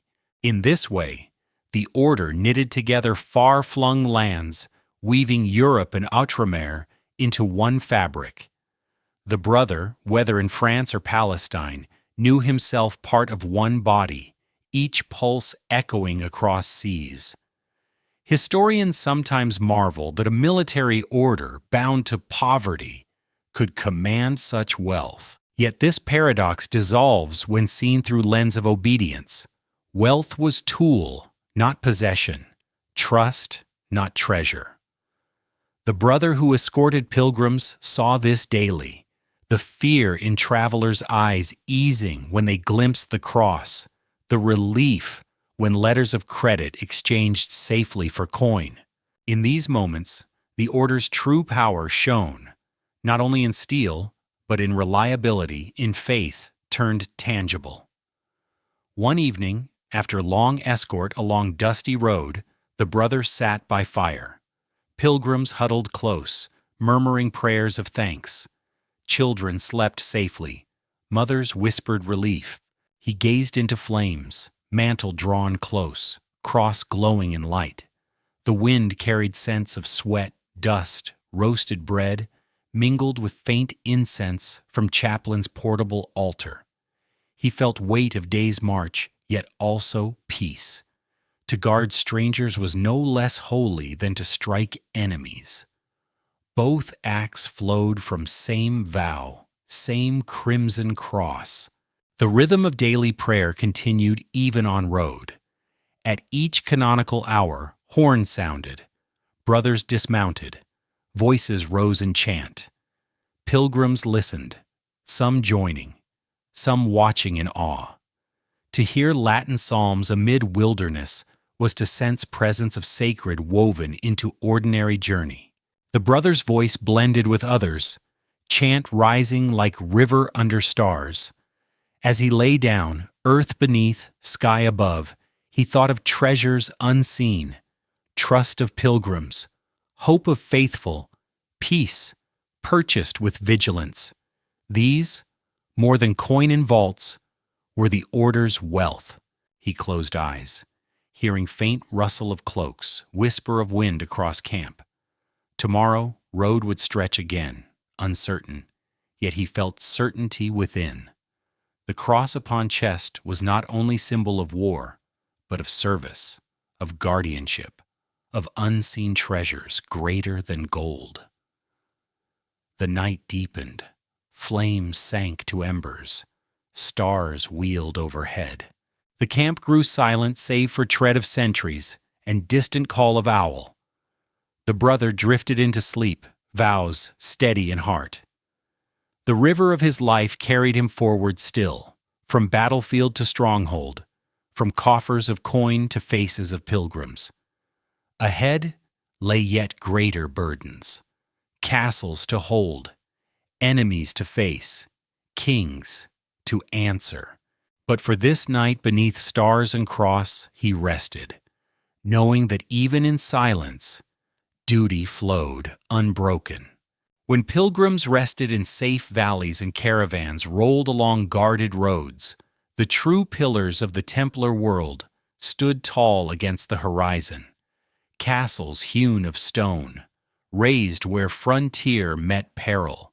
For the brother who once knew only cloisters of timber and fields of plow, these fortresses were revelations, towers that seemed to touch sky, walls thicker than memory, gates forged to withstand storms of war. To dwell within them was to inhabit both monastery and arsenal, sanctuary and spear point.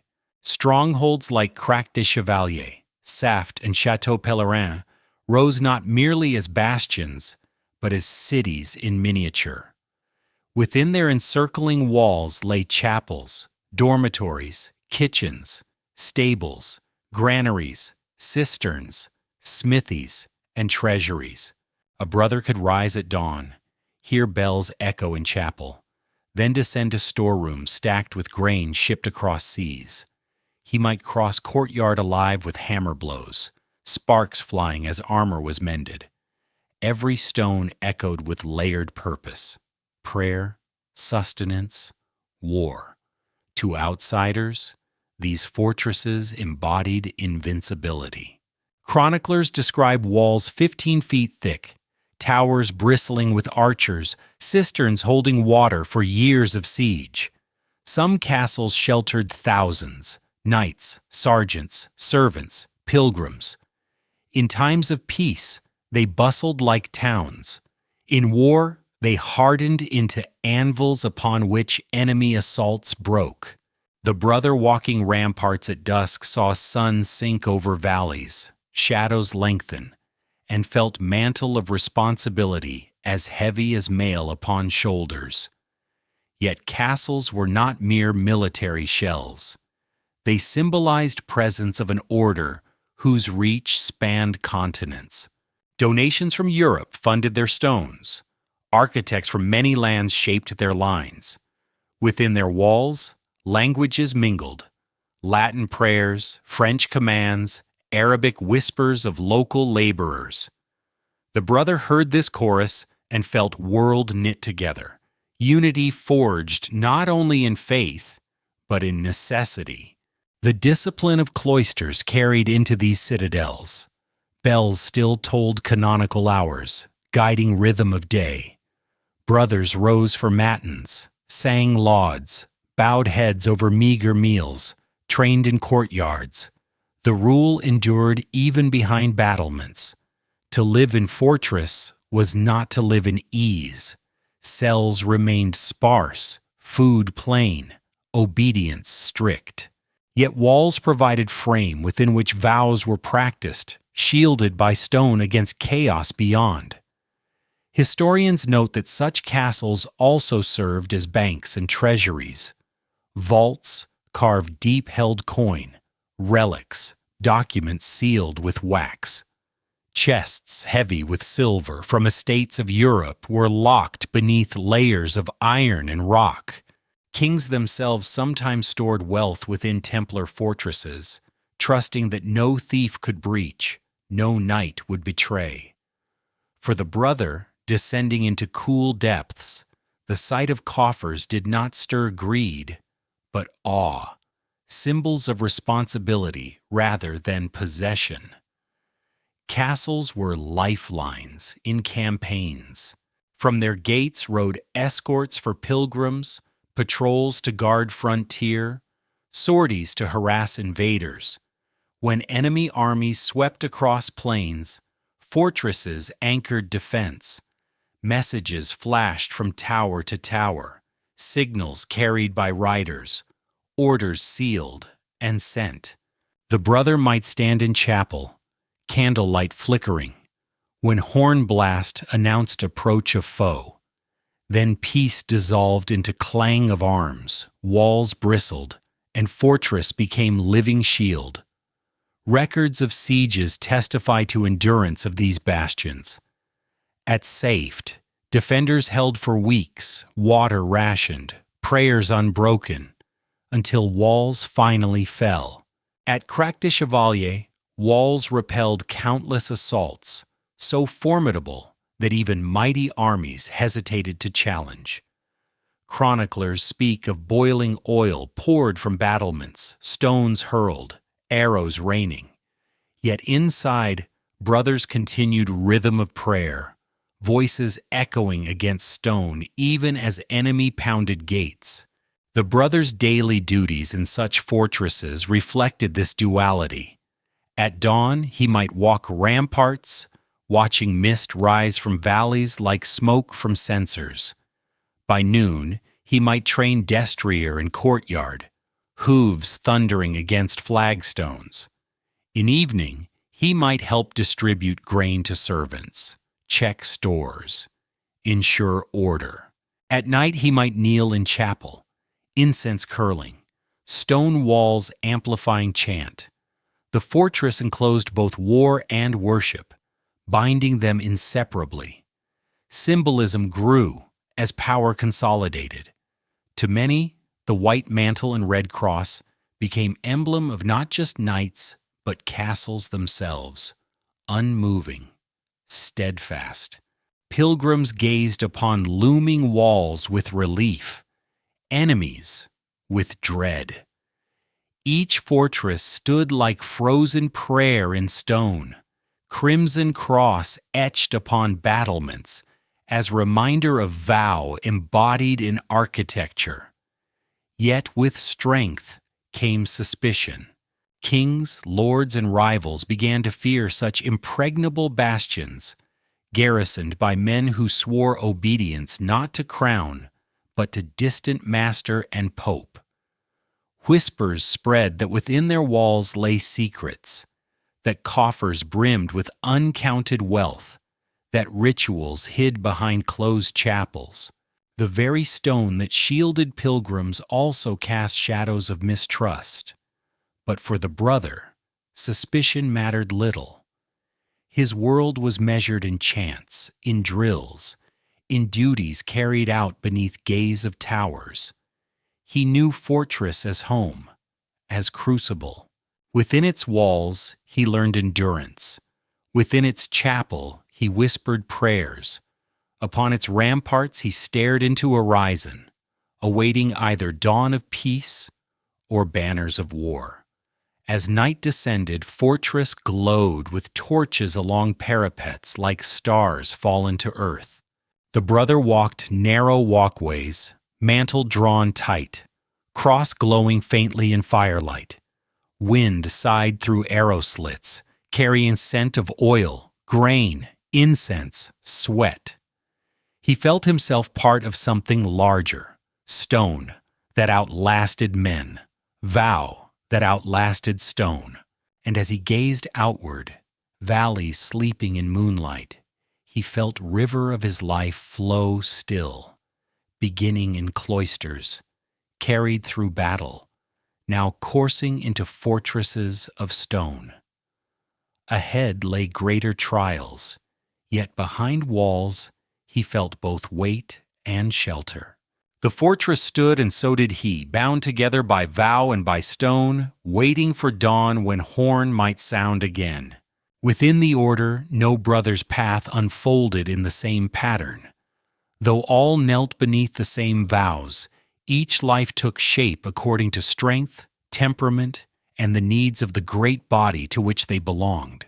Some were forged into warriors whose lances struck like thunder across plains. Others became stewards, bending over scrolls and ledgers, guiding estates that stretched wider than their childhood villages. Some were architects of stone, advising on fortresses. Others chaplains, guardians of the spirit. To live within the Templar mantle was not to erase the self, but to refine it, carving raw stone of individuality into form fit for service. For the brother, years had woven together like threads of a tapestry. He had begun as boy dreaming of knighthood, passed trials of squireship, spoken vows before altar, marched and fought beneath burning suns.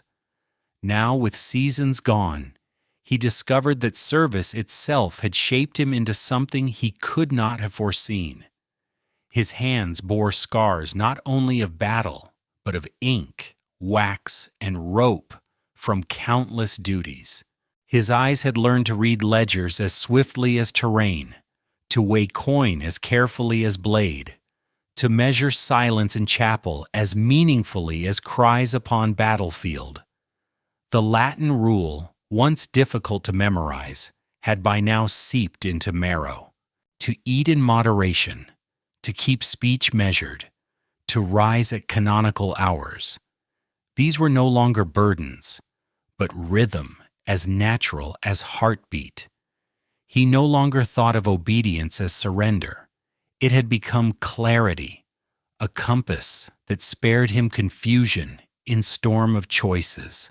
Where once he struggled to master horse and lance, now he mastered patience, stewardship, humility. These too were battles, less visible, but no less demanding. Templar life offered little room for vanity, yet accomplishment lingered quietly. The brother remembered pilgrim faces lightened with relief when escorted safely through dangerous passes.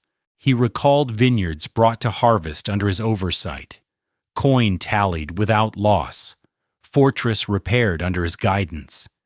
Each small task, woven with thousands of others, sustained the vast organism of the order.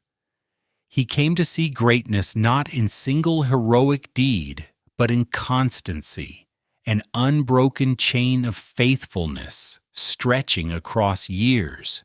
Historians later marvel at this structure, how men bound by 3 vows managed to create one of the most efficient organizations of medieval Christendom. But for those within, it was lived reality, carried out not by grand vision, but by daily acts, lighting lamps in chapels, counting sacks of grain, checking harness on destriers, kneeling for prayer. In such ordinariness lay sanctity. The brother began to understand that vocation was not extraordinary feat, but faithful repetition, duty performed with humility. Still, each found particular niche. Some became commanders, marshaling squadrons in war. Others, skilled in letters, corresponded with kings and popes, shaping diplomacy. A few were chosen as masters, bearing weight of entire order. The brother, though never reaching heights of renown, found satisfaction in steadiness. He learned languages of lands he traveled, spoke gently to villagers, comforted frightened pilgrims. His legacy would not be chronicled in annals, yet lived in lives touched by his presence. Yet personal meaning came with trials. There were moments of doubt, long nights in fortress when silence pressed heavy, days when comrades fell in battle and grief lingered, seasons when envy of ordinary life tempted him. He thought of hearths abandoned, family left behind, inheritance surrendered. At times, wind through arrow slits sounded like whisper of lives unlived. But then he would kneel, feel cold stone beneath knees, see candle flame steady, and remember vow. Doubt became ash upon which new flame was kindled, symbols that had followed him since youth deepened with age. The crimson cross upon mantle no longer seemed mere mark of order, but mirror of heart, bright when faith strong, faded when weariness grew, yet always present. The bell's toll reminded him of passage of time, of mortality, of eternity stretching beyond. The river of duty flowed onward, carrying him whether willing or weary. He found peace in surrendering to its current. Historians debate whether Templars were heroes, zealots, or bankers cloaked in piety. The brother knew nothing of debates. His world was immediate. Brother beside him, pilgrim before him, vow within him. He did not seek to define order. He sought to live it. His calling was not abstract theology, but concrete fidelity, guarding, praying, serving. With years, he became mentor to younger recruits. He taught them how to seat lance, how to ride destrier, but also how to keep silence at meals, how to pray with attention, how to endure hardships. His own struggles became lessons offered gently, his failures warnings, his endurance encouragement. In them, he glimpsed himself as youth, wide-eyed, eager, uncertain. To see them grow steadier was to feel his own journey complete circle. Perhaps this was the true meaning of vocation, not only to serve, but to pass on capacity for service. His life, like candle, burned so another might be lit. In Fortress Chapel, as psalms rose, he saw a line of brothers stretching across generations, past and future bound together by same vow. He understood then that though names might fade, the current continued, unbroken. One evening, As he walked ramparts, moonlight silvered towers, wind whispered across stones. He paused, mantle fluttering, cross glowing faint. Beneath him, valley slept, river wound like ribbon. He thought of all that had been, battles, pilgrims, estates, doubts, prayers. Each thread wove into one fabric, his calling. He realized that even if fortress crumbled, even if order fell, his life had been offered wholly, and that offering itself was meaning. He closed eyes, listening to night. Hoofbeats of patrol echoed faintly, blending with murmur of psalms from chapel.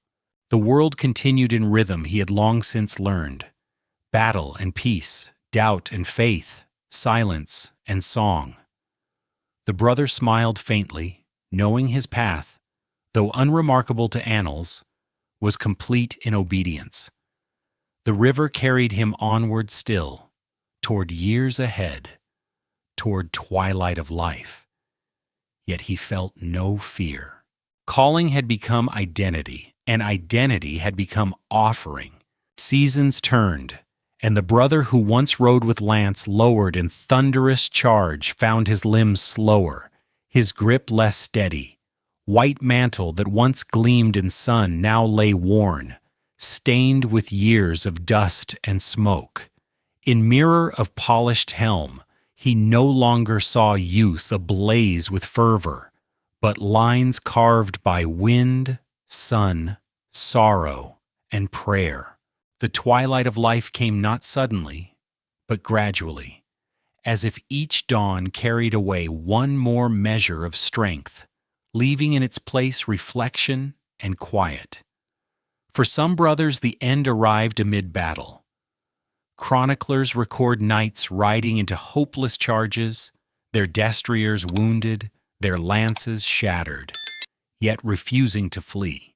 To die in clash of steel was to fulfill vow completely, obedience carried unto last breath. Witnesses speak of mantles torn and bloodied, crimson cross merging with crimson wound. For those who watched, memory burned bright, a night falling with prayer upon lips, as if altar and battlefield had become one. Others, spared from such fate, lived long enough to withdraw into cloisters, castles, or quiet commanderies in Europe. There, rhythm of prayer replaced rhythm of war. The brother awoke not to trumpet of march, but to toll of bells, not to cries of foe, but to whispers of psalms. His body, bent with years, still knelt in chapel, still traced cross upon chest though fingers shook. To serve in old age was no less sacred. Care of estates, counsel to novices, intercession in prayer, all were offerings as meaningful as sword once raised. Historians note that the rule provided for such aging brothers. They were not cast aside but tended within community, honored for service. Younger men carried burdens of war, while elders carried burden of memory. Stories were passed quietly in refectories, of battles endured, pilgrimages guarded, castles razed. Novices listened with wide eyes, learning courage and humility from those whose hair had whitened, whose steps faltered. In this way, past lived within present, wisdom flowing across generations. The brother, now elder, often walked cloister gardens at dusk. The scent of herbs, sage, thyme, lavender, rose as he brushed leaves with hand calloused by lance. Birds settled in trees, sky dimmed with purple, and bells called for vespers. He felt air cooler, softer, as if world itself slowed in rhythm with his heart. Memories came like shadows, clash of hooves, dust of road, cries of pilgrims, laughter of comrades now gone. Each memory shimmered, not with regret, but with gratitude, as river shimmering with light of fading sun. Sometimes he thought of comrades who died young.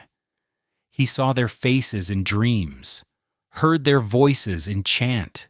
He wondered why his years extended further, why fate spared him. But such questions dissolved in prayer. "Not mine to know," he whispered, "only mine to serve until end."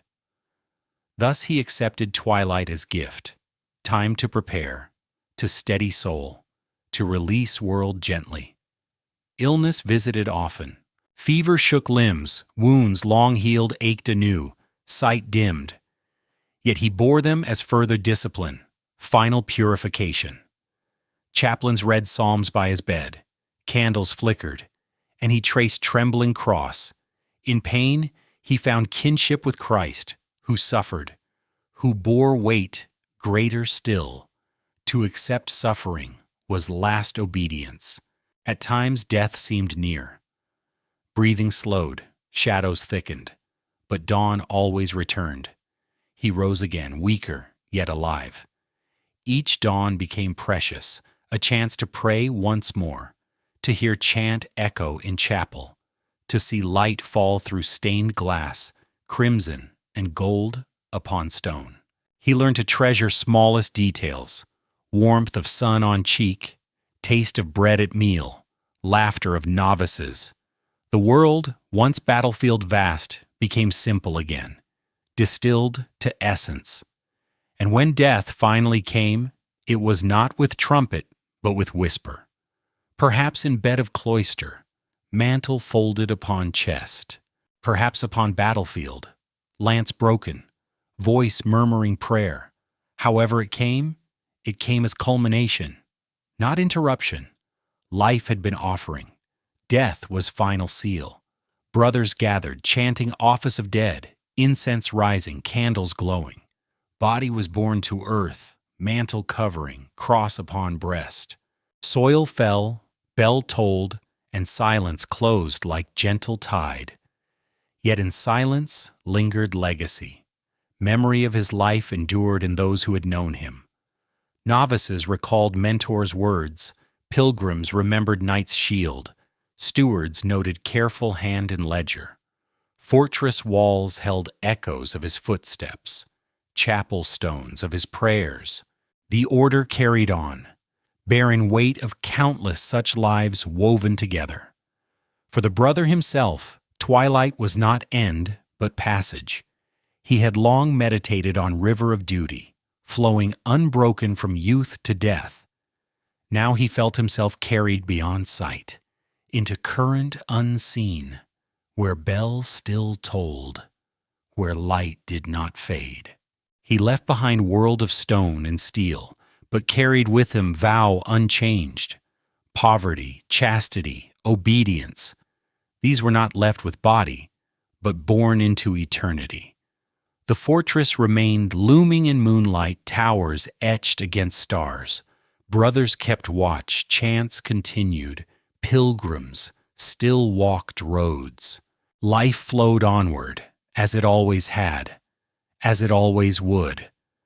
And though one voice fell silent, chorus endured, echoing against stone, rising with wind, fading into night.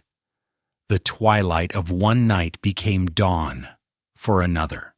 And so, in rhythm of bells and flow of river, the chapter of one life closed, even as greater story of order pressed on, toward trials yet unseen, toward storm gathering in distance. The twilight of a night's life merged with twilight of the order itself. For decades, the Crimson Cross had gleamed upon mantles and battlements, inspiring awe and fear alike. Yet strength that once safeguarded pilgrims, castles, and treasuries now drew suspicion from crowns hungry for wealth.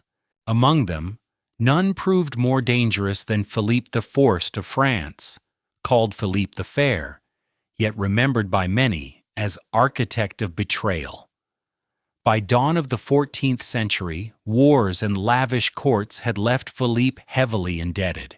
Much of that debt lay in hands of the Templars, who had safeguarded royal treasure, extended loans, managed funds with integrity unmatched. To the king, what once seemed convenience grew into chain. Each coin stored in Templar vaults reminded him of dependence. Pride twisted into resentment, resentment into resolve. If debts could not be repaid, perhaps creditors could be destroyed. Whispers began, carefully seeded rumors of heresy, blasphemy, secret rites. To common ear they sounded shocking, that knights spat upon cross, that they worshipped idols, that unnatural practices lurked within closed chapels. Scholars today largely dismiss such claims as fabrications, but in that age, superstition found fertile ground. Rumor spread like wildfire, fanned by royal agents. On dawn of Friday, October 13, 1307, royal officers moved swiftly. Across France, doors of commanderies splintered, brothers dragged from beds, chains clamped upon wrists. Mantles once symbols of trust were torn away, replaced by rags of prisoners. Silence of chapels gave way to clamor of accusations. Hundreds of Templars found themselves accused of crimes unspeakable, their only defense vows of obedience and truth. Chroniclers record torments that followed. Men sworn to chastity and courage faced racks, flames, irons. Some confessed under agony to charges they had never imagined, only to recant when pain ceased. Others held silence until death, refusing to betray vows. The brother, were he among them, would have felt weight heavier than any lance. To stand accused not by enemy upon battlefield, but by king he once served, by neighbors he once protected. Yet accusations served purpose. With confessions wrung by torture, Philippe pressed Pope for action. Clement V, caught between loyalty to papacy and pressure of French crown, hesitated, then yielded.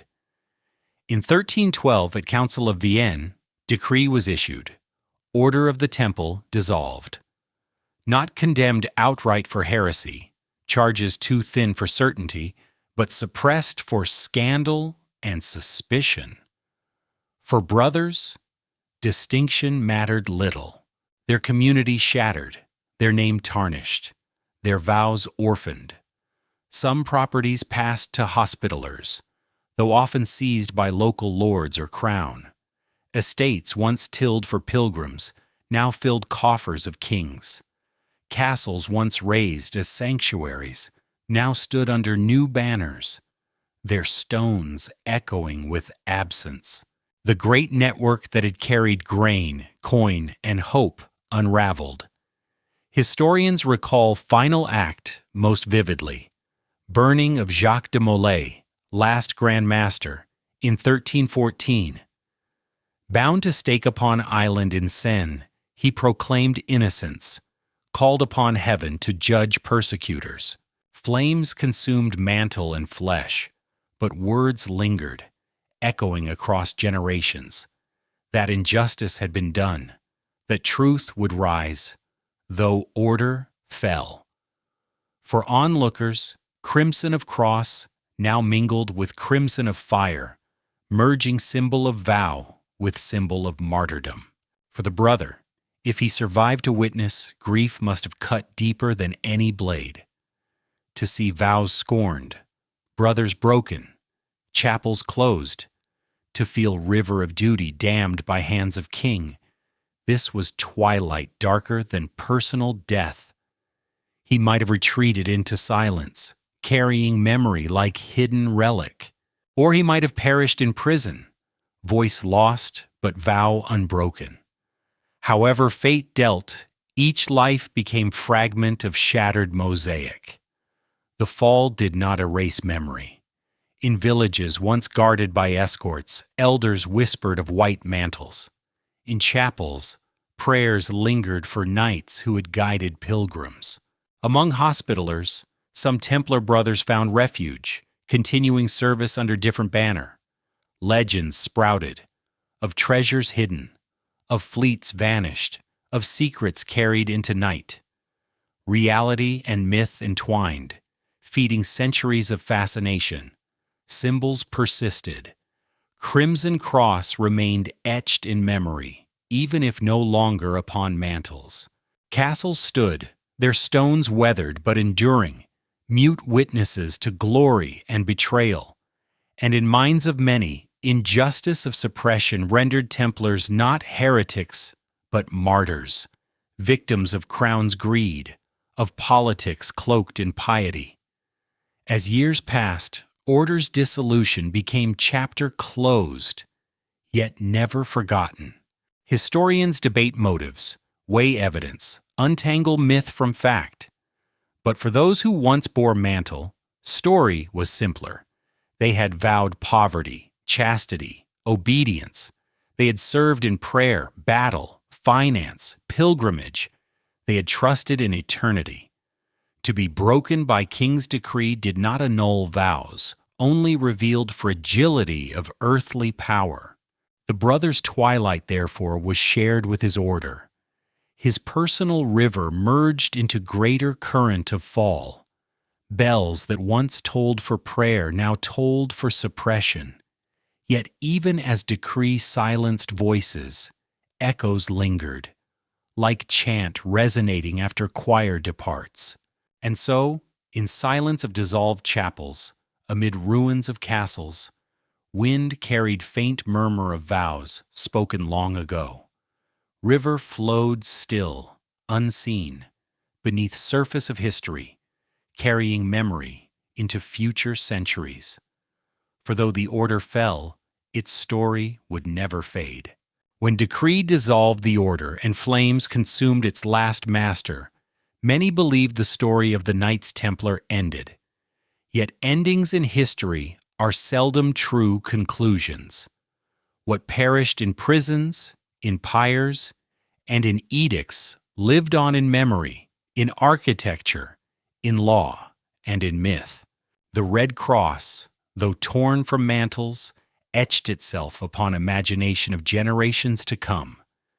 It glowed like ember beneath ash, waiting to be remembered.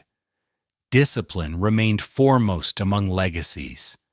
Few organizations of Middle Ages matched precision of the Templar Rule. 7 canonical hours still echo in monastic houses, shaped by rhythm once drilled into knights who bore sword as well as psalter. The rule's insistence upon silence at meals, modesty in dress, humility in service, these values spread beyond cloisters, seeding influence upon other orders and institutions. Even kings marveled at efficiency wrought by obedience, though they later turned blade against its bearers. Faith, too, endured. Templars were not theologians, but practitioners of embodied devotion. They knelt before dawn, marched at noon, prayed at dusk, died at midnight, all with Christ as compass.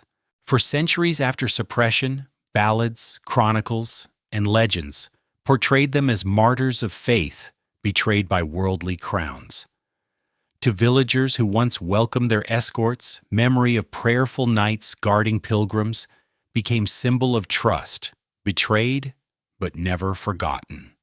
Militarily, the order left imprint upon art of war.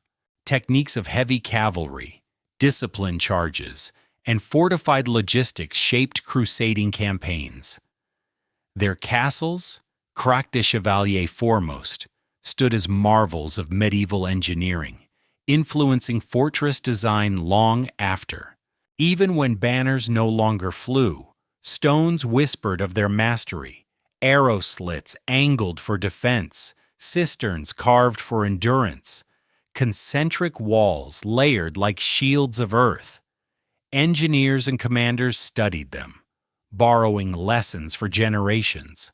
Perhaps most enduring was financial innovation. What began as safekeeping of pilgrims' coin evolved into a system that foreshadowed modern banking. Letters of credit issued in Paris could be redeemed in Acre, Estates across Europe funneled revenue to castles in Levant.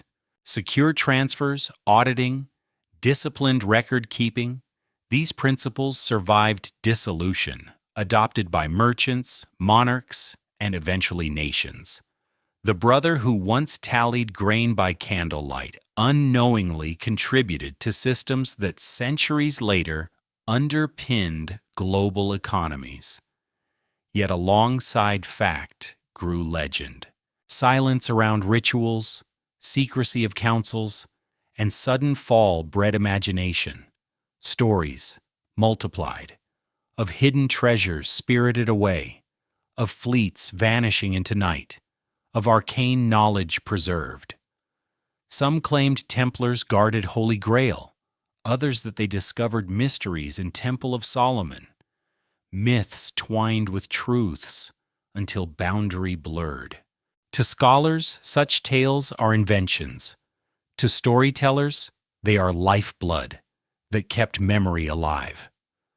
The brother who once whispered psalms could not have foreseen that centuries later, novels and films would make his mantle symbol of enigma. In modern times, fascination endures. Across Europe, ruins of commanderies and chapels attract pilgrims of another kind, travelers seeking trace of past. Stones weathered by wind, crosses faint upon walls, graves hidden in grass, all evoke order long gone. Historians analyze ledgers, archaeologists unearth coins, writers weave myths. Each contributes to chorus that insists, though suppressed, the order lives still in cultural imagination. The legacy is paradox. Born of vows to poverty, the Templars became wealthy. Sworn to humility, they became powerful. Pledged to obedience, they defied kings by very existence. Suppressed as heretics, they endured as icons of purity betrayed. Their story reveals tension between ideal and reality, between faith and politics, between eternity and mortality. To study them is to confront not only knights of past, but contradictions of human striving. For the brother whose life we followed, legacy was personal. His steps wore grooves into chapel floor. His prayers echoed in fortress halls. His lance once guarded pilgrims. Though his name is lost, his life contributed thread to tapestry that endured beyond fall. Every nameless brother was part of fabric whose pattern became symbol of resilience, sacrifice, and mystery. And so river flows on. Bells once silenced ring in memory. Cross once scorched by flames reappears in art, story, and devotion. Wind that carried chants across battlements now carries whispers of legend. The Templars chapter closed in 1312, but story never truly ended. It lingers wherever discipline is honored, wherever vows inspire, wherever mystery invites imagination. As night deepens and listener drifts towards sleep, let echo of that legacy carry you. Think of crimson cross glowing faintly in moonlight, of fortress walls standing silent against stars, of chants fading into wind. The Templars may have fallen, but their memory rises again and again, like dawn after twilight. And perhaps as you rest you may wonder, what of their rivals, the Hospitallers, who inherited some estates, some brothers, and carried on their own story? That too is a tale waiting to be told. Another river branching from same source. Another echo in history's long night. Long after the fires dimmed and papal seals declared suppression final, the memory of the Templars refused to vanish. Like embers hidden beneath ashes, stories of the order glowed quietly, carried by whisper, song, and tale. In villages once guarded by escorts, peasants spoke of knights in white mantles who had shielded pilgrims from thieves. In markets, Merchants remembered safe letters of credit, coins counted with honesty, and in castles reclaimed by kings, walls still bore faint carvings of crosses, mute witnesses to vows once spoken within. Chronicles written in monasteries did not erase their presence. Even when official doctrine labeled them suppressed, scribes could not avoid mention.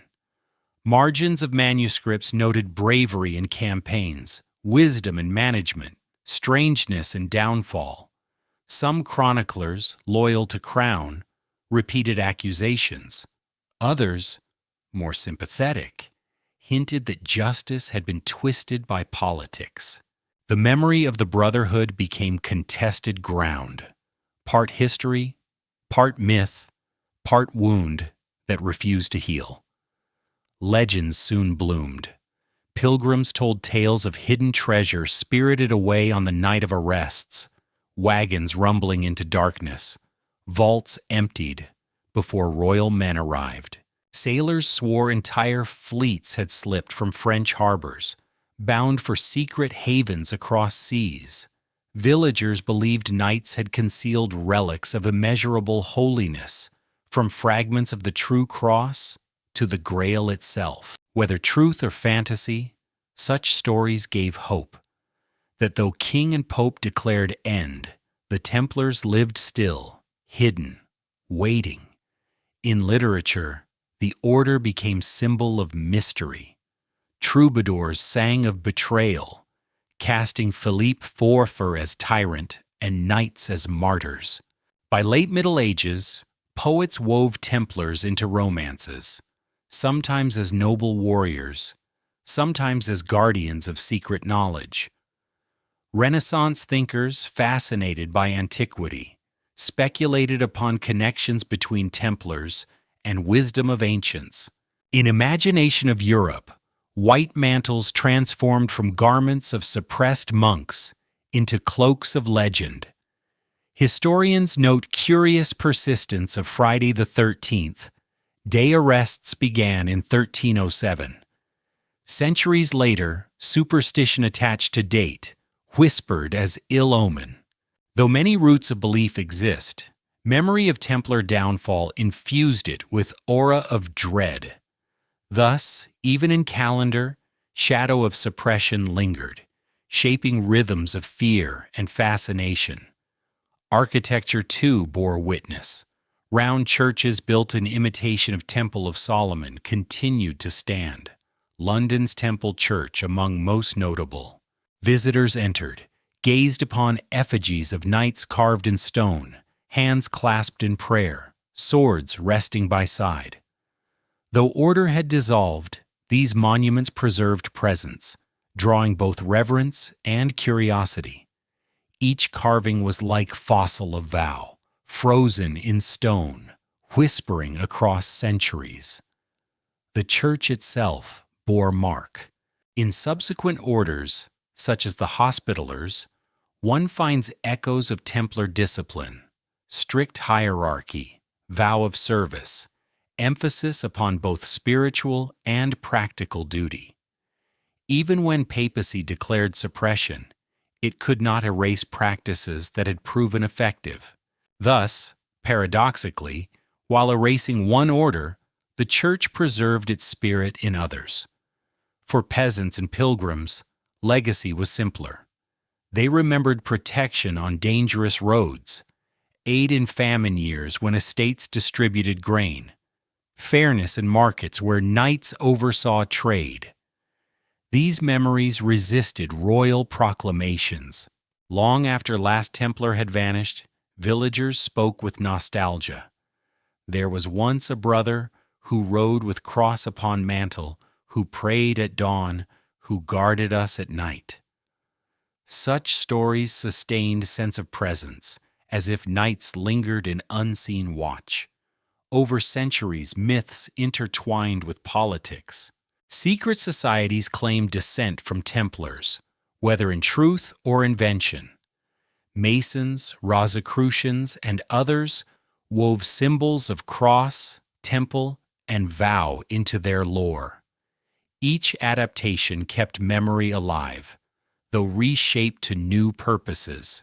The brother, had he glimpsed future, might have marveled that his simple vow of obedience would echo in rituals he never imagined. Modern historians sift evidence, separating rumor from fact. They uncover charters, ledgers, trial records, each fragment offering glimpse into reality. Yet even scholars admit myth cannot be erased, for it is part of legacy. The Templars became more than men.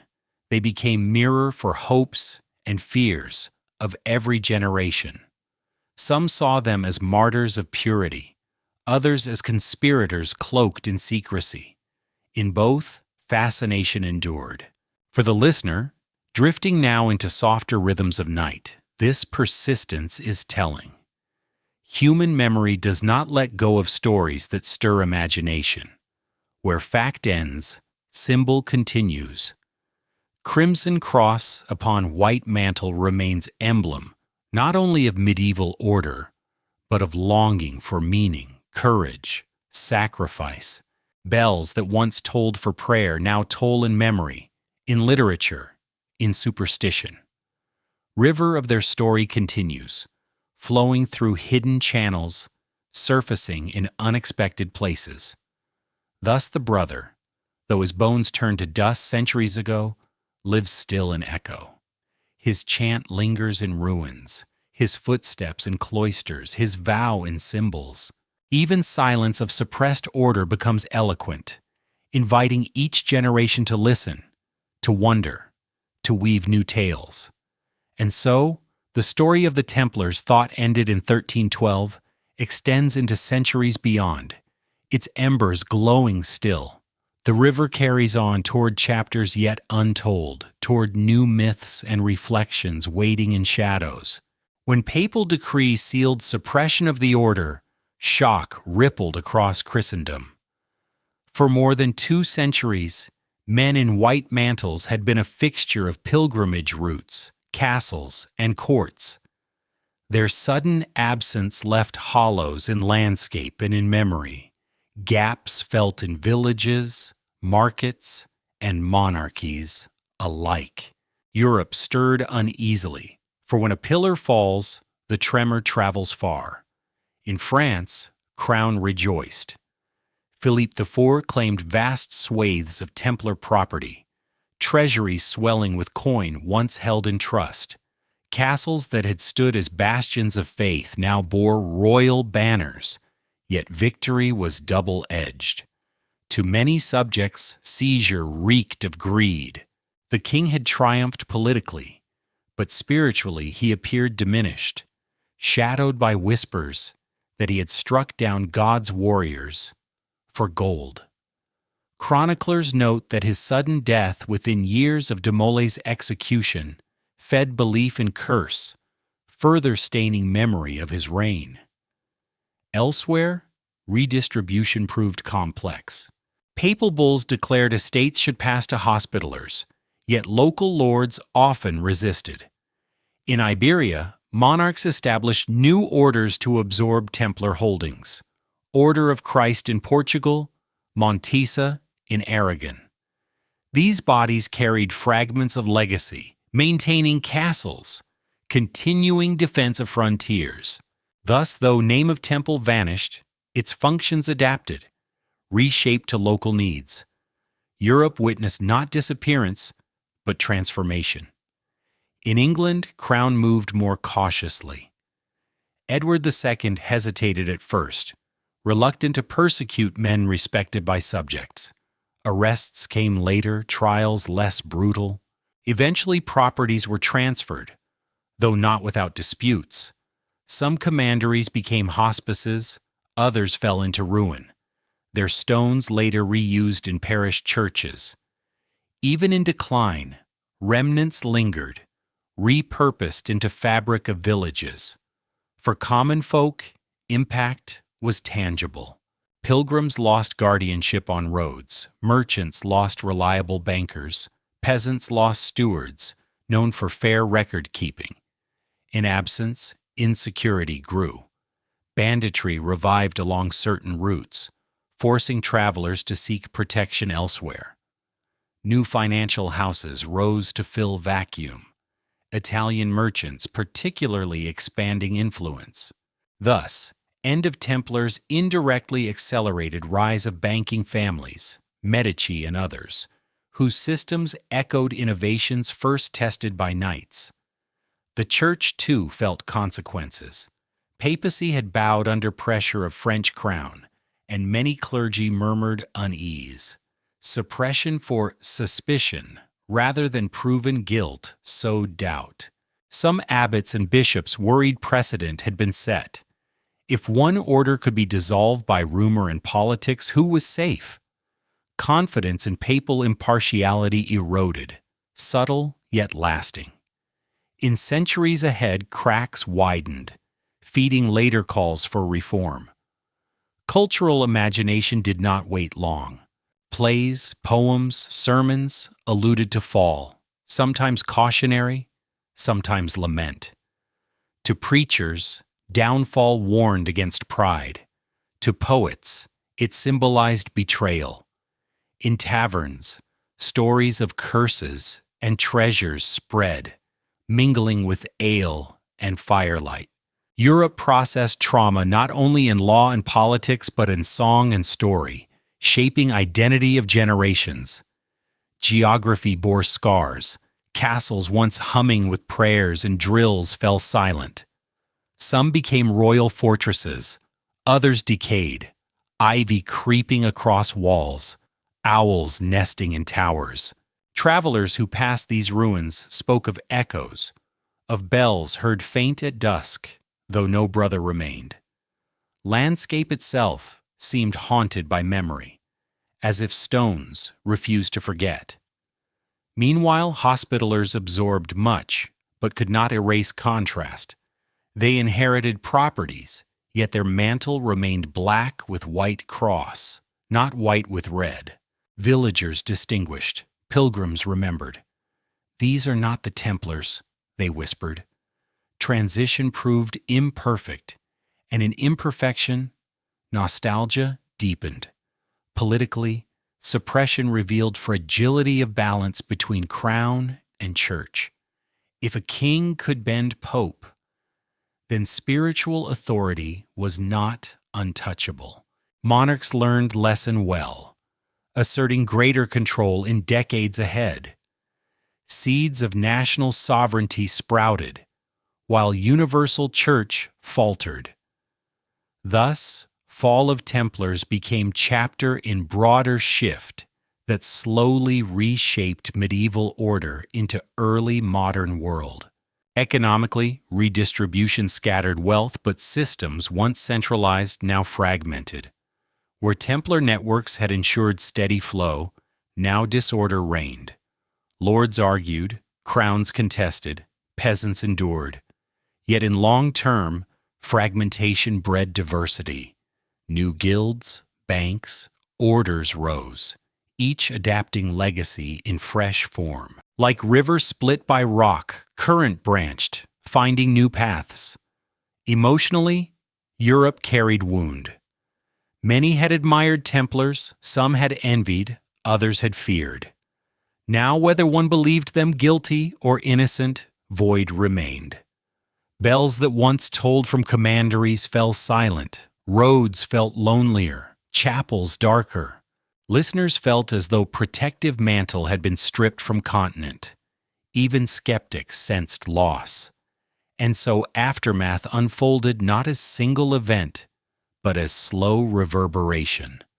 For decades, disputes over land, arguments over trials, legends of treasure stirred conversation.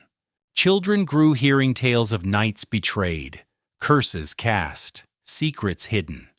Suppression had sought erasure. Instead, it etched memory deeper. The brother, had he gazed upon Europe from beyond, might have seen not end but dispersal. His vow, though silenced in one order, lived on in many. His mantle, though burned in flames, reappeared in myths. His river, though dammed, found new channels. Europe, reshaped by his loss, carried him still, in ruins, in reforms, in whispers carried by wind across fields where castles once stood. Thus aftermath was not emptiness, but transformation. And as centuries advanced, memory only grew stronger, merging history and legend, shaping both faith and imagination. When silence fell upon chapels and prisons consumed the last brothers, another story began to stir. It was not written in papal decrees or royal charters, but in whispers of villagers, in songs of minstrels, in pages of poets. Out of ashes of suppression rose legends, shadows that lengthened as centuries passed.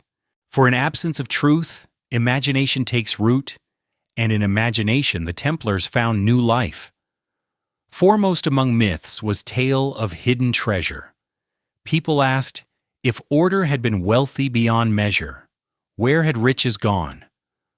Royal officers had seized much, yet inventory seemed incomplete. Thus rumor claimed wagons slipped into night before arrests, laden with chests of gold, relics of saints, and sacred vessels. Some believed treasure buried beneath Paris, others that it sailed across seas, concealed on ships that vanished from harbors. Each version gave comfort, suggesting that though crown triumphed, knights had outwitted persecutors, carrying legacy into hiding. From treasure, imagination leapt to relics. Some swore Templars possessed fragments of true cross, others whispered of shroud. Still others spoke of cup of Christ himself, the Holy Grail. This last tale captured hearts most deeply. In Arthurian romances, Grail already glowed as symbol of purity. Woven with Templar secrecy, it became almost inevitable union. Knights in white mantles, bound by vow, became guardians of chalice of salvation. Though historians find no evidence, story endured, not because of fact, but because it resonated with longing for hope, preserved in dark times. Linked to Grail was myth of Temple of Solomon. Templars had taken their name from site in Jerusalem where they lodged. Later writers imagined that while stationed there, they discovered hidden scrolls, arcane wisdom, perhaps relics buried since age of prophets. Some speculated that knowledge passed into rituals, explaining secrecy and persecution. Alchemists, mystics, and masons all claimed fragments of supposed wisdom. Thus, Mantle of Templar became cloak not only of warrior, but of keeper of ancient mysteries. Another legend spoke of lost fleet.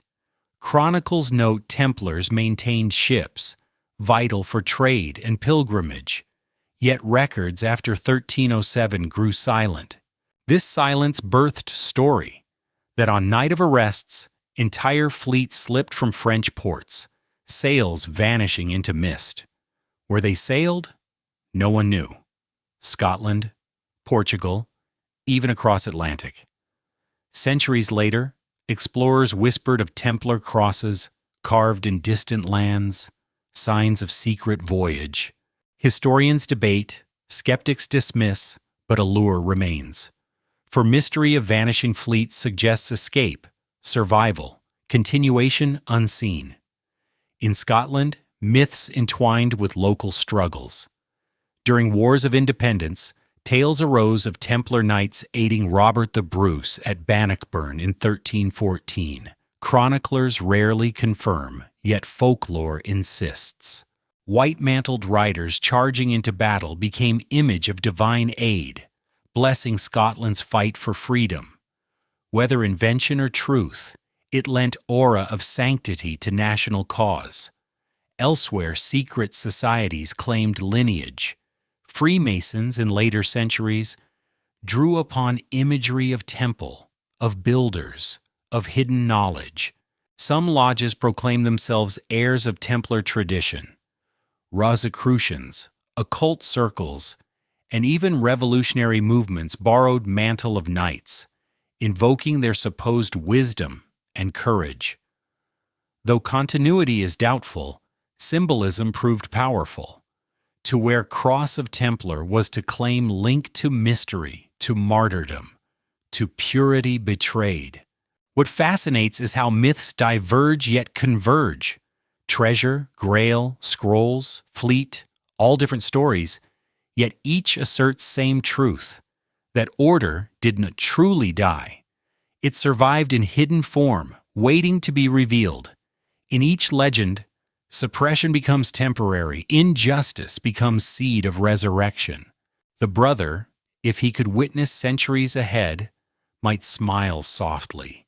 His vow lived not only in memory of prayer, but in endless tales spun by imagination of those who came after. Modern historians approach with caution. They note absence of evidence, remind readers of medieval taste for marvels. Yet even they admit legends have value.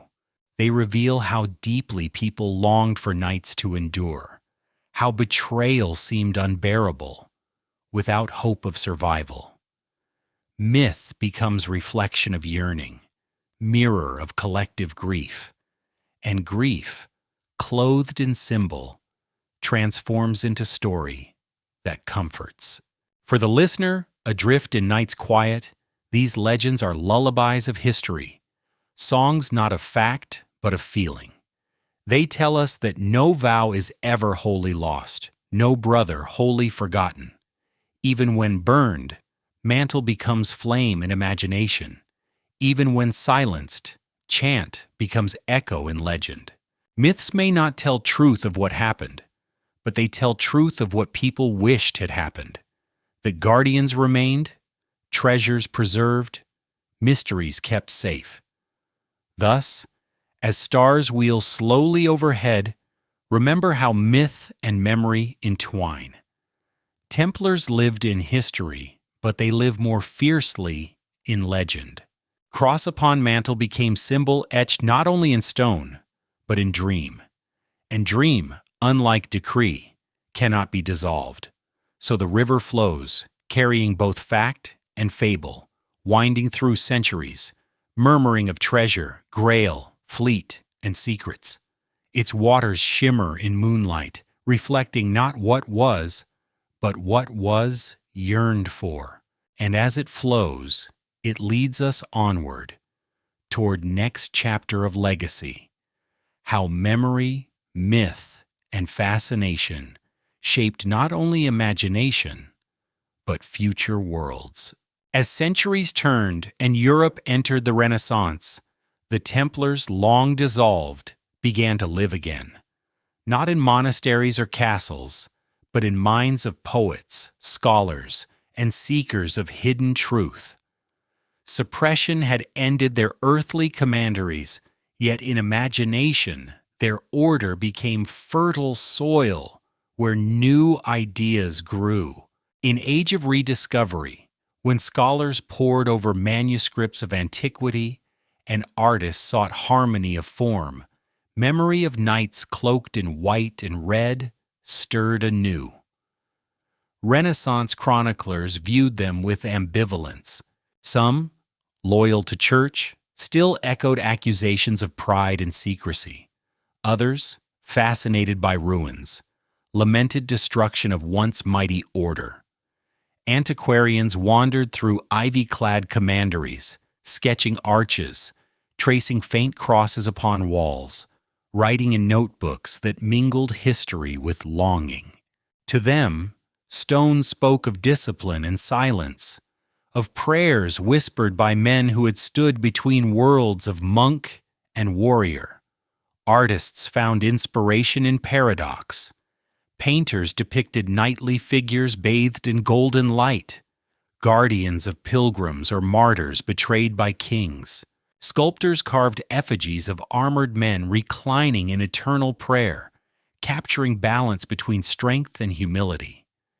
Even as Europe embraced humanism, fascination with sacred warriors lingered, for they embodied ideal of man united with faith, sword, guided by prayer. Meanwhile, philosophers and mystics sought deeper meanings. Esoteric circles imagined that beneath surface of vows lay hidden wisdom, gnosis carried from Temple of Solomon, guarded through centuries. Alchemists hinted that Templars had preserved secrets of transformation, not only of metals, but of soul. Rosicrucians later entwined their manifestos with imagery of temple and cross, suggesting continuity of hidden tradition. Thus, order once condemned for secrecy became emblem of mystery sought by seekers of light. In France, writers of 16th and 17th centuries wove Templars into tragedies and epics. Voltaire, centuries later, would use their downfall to critique tyranny and superstition, casting them as victims of unjust authority. Romanticism, with its taste for ruins and melancholy, embraced image of noble knights undone by politics, martyrs to corruption of church and crown. Each generation refashioned mantle to suit needs, to some, warning against pride, to others, symbol of lost purity, to yet others, banner of rebellion. During Enlightenment, rational minds dissected legends. Historians scoured archives, comparing trial records, inventories, letters. They sought to pierce veil of myth, to separate treasure from rumor. Yet even skeptics could not resist allure. Some declared Templars first bankers of Europe, innovators of economy. Others argued they had paved way for secular freedoms by defying both king and pope. Thus, even in rational age, their story carried symbolic weight, whether as lesson in corruption of power or as seed of progress. Masonic lodges, blossoming in 18th century, adopted imagery of temple and cross. Rituals borrowed symbols, claiming continuity with knights suppressed centuries earlier. Whether lineage true or imagined mattered little. What mattered was resonance. To stand beneath compass and square, to whisper vows in candlelight, was to feel connected to lineage of guardians who had stood against tyranny. For Enlightenment men, Templars symbolized both ancient wisdom and resistance to oppression. The Grail myth, nurtured in Middle Ages, flourished again. Writers linked chalice of salvation to knights of temple, suggesting guardianship of most sacred mystery. In salons of Paris and London, gentlemen debated whether such relic could exist, whether hidden knowledge might yet emerge. Stories migrated across Europe, shaping novels, plays, operas. The Templar became character upon stage, not only warrior, but enigma, bridge between medieval faith and modern imagination. Meanwhile, ruins themselves became sites of pilgrimage. Travelers of grand tour visited churches once held by order, sketched round naves modeled after Temple of Solomon, traced inscriptions with fingers. Some described strange sensations, as if air still vibrated with chants, as if silence concealed presence of unseen guardians. Romantic imagination flourished in such places, merging history with ghostly resonance. Economists, too, looked backward. As Europe developed complex markets, scholars noted how Templars had pioneered letters of credit, centralized treasuries, secure transfers. To Enlightenment thinkers seeking origins of capitalism, knights became early architects of system that now fueled empires. Thus, paradox deepened. Monks who vowed poverty remembered as fathers of finance. Through all these retellings, one pattern remained. Suppression had sought oblivion, yet memory grew stronger.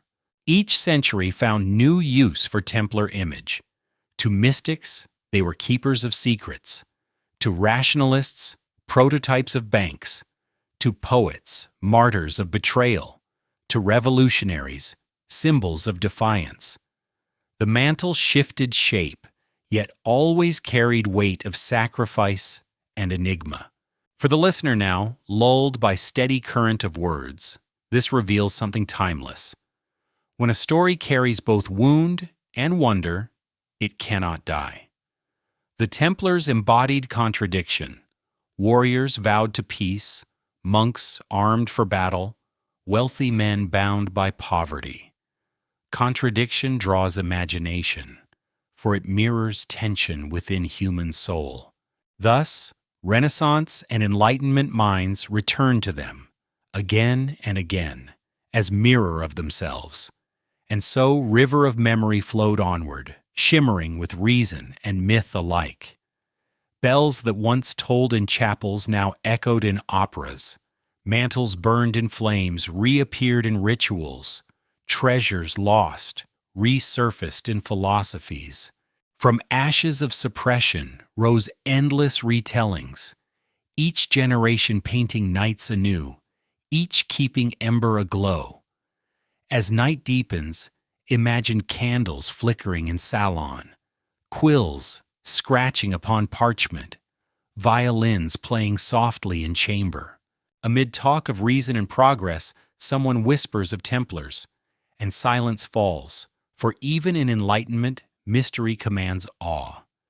Their story, far from ended, now entered new age, an age where history and imagination entwined more tightly than ever, preparing path toward modern myths yet to come.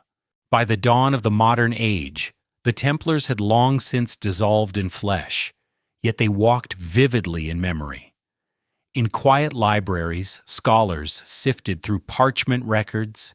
In bustling cities, novels adorned shelves with stories of lost treasures. In remote fields, tourists traced ivy across crumbling walls. The order lived not as institution, but as echo, shaping imagination of a world centuries removed from crusades. Historians of the 19th century, armed with new methods, revisited trials with skepticism. They scoured Vatican archives, compared testimonies, weighed confessions extracted under torture. Many concluded what whisperers had long believed, that guilt was constructed, charges exaggerated or invented. Thus, academic narrative began to restore dignity stripped away in 14th century. Yet even as scholarship clarified, myth only deepened. For every fact untangled, a dozen tales grew in popular press, filling void with romance. Romantic literature of 19th century embraced Templars with fervor. Novelists conjured secret brotherhoods, daring rescues, hidden vaults. Walter Scott, in Ivanhoe, gave readers knights cloaked in both nobility and danger. Across Europe, writers wove Templars into sagas where love, betrayal, and mystery mingled. To readers, they became emblem of medieval grandeur, symbol of chivalry both noble and flawed. Literature ensured that for ordinary households, cross upon white mantle was not forgotten relic, but vivid image. With 20th century came cinema. Silver screen projected knights upon vast canvases, charging into battle, guarding sacred chalice, battling shadows of conspiracy.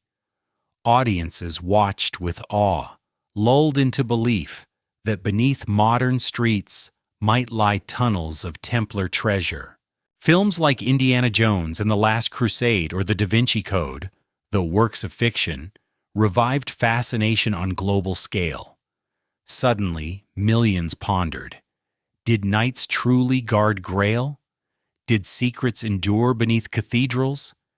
Fact blended with fantasy, but fascination persisted. Meanwhile, secret societies continued to claim lineage. Fraternal organizations in Europe and America adopted Templar symbols, designing rituals where members pledged fidelity, charity, service. Though continuity to medieval order is doubtful, symbolism carries weight. To kneel in candlelit hall, to rise with sword tapped upon shoulder, is to feel part of lineage stretching back to crusades. Modern initiates, whatever their purpose, echo gestures once spoken in chapels centuries ago. Archaeology, too, joined chorus. Excavations at commanderies uncovered foundations of round churches, coins stamped with cross, fragments of armor. Each shard whispered of lives once lived, prayers once spoken. Tourists wandered through preserved sites, Tomar in Portugal, Temple Church in London, ruins in France, drawn not only by stone but by story. Guides recounted legends of treasure, martyrs, curses, weaving history and imagination into tapestry that visitors carried home. Thus tourism became modern pilgrimage, each step across worn stones a journey into layered memory. Academia and popular culture often walked divergent paths, yet both reinforced presence. Scholars emphasized role of Templars in shaping banking, military discipline, architecture. Novels and films magnified aura of mystery, treasure, and conspiracy. Between these poles, ordinary listeners crafted their own vision, some balanced, some fantastical, yet all keeping flame alive. In popular imagination, Friday the 13th remained omen, whispered as echo of arrests. Conspiracy theories abounded, suggesting hidden survival in shadowy networks guiding world events. Some believed Templars influenced founding of nations. Others claimed they guarded secret relics even now. Though often unsupported, such tales reveal hunger for continuity, that warriors of vow might still watch unseen. The order also found place in digital age. Video games cast players as knights in battlefields of crusades, allowing them to don mantle and charge into history. Online forums debated symbolism, unraveling myths late into night. Streaming series explored conspiracies, retelling legends for new generations.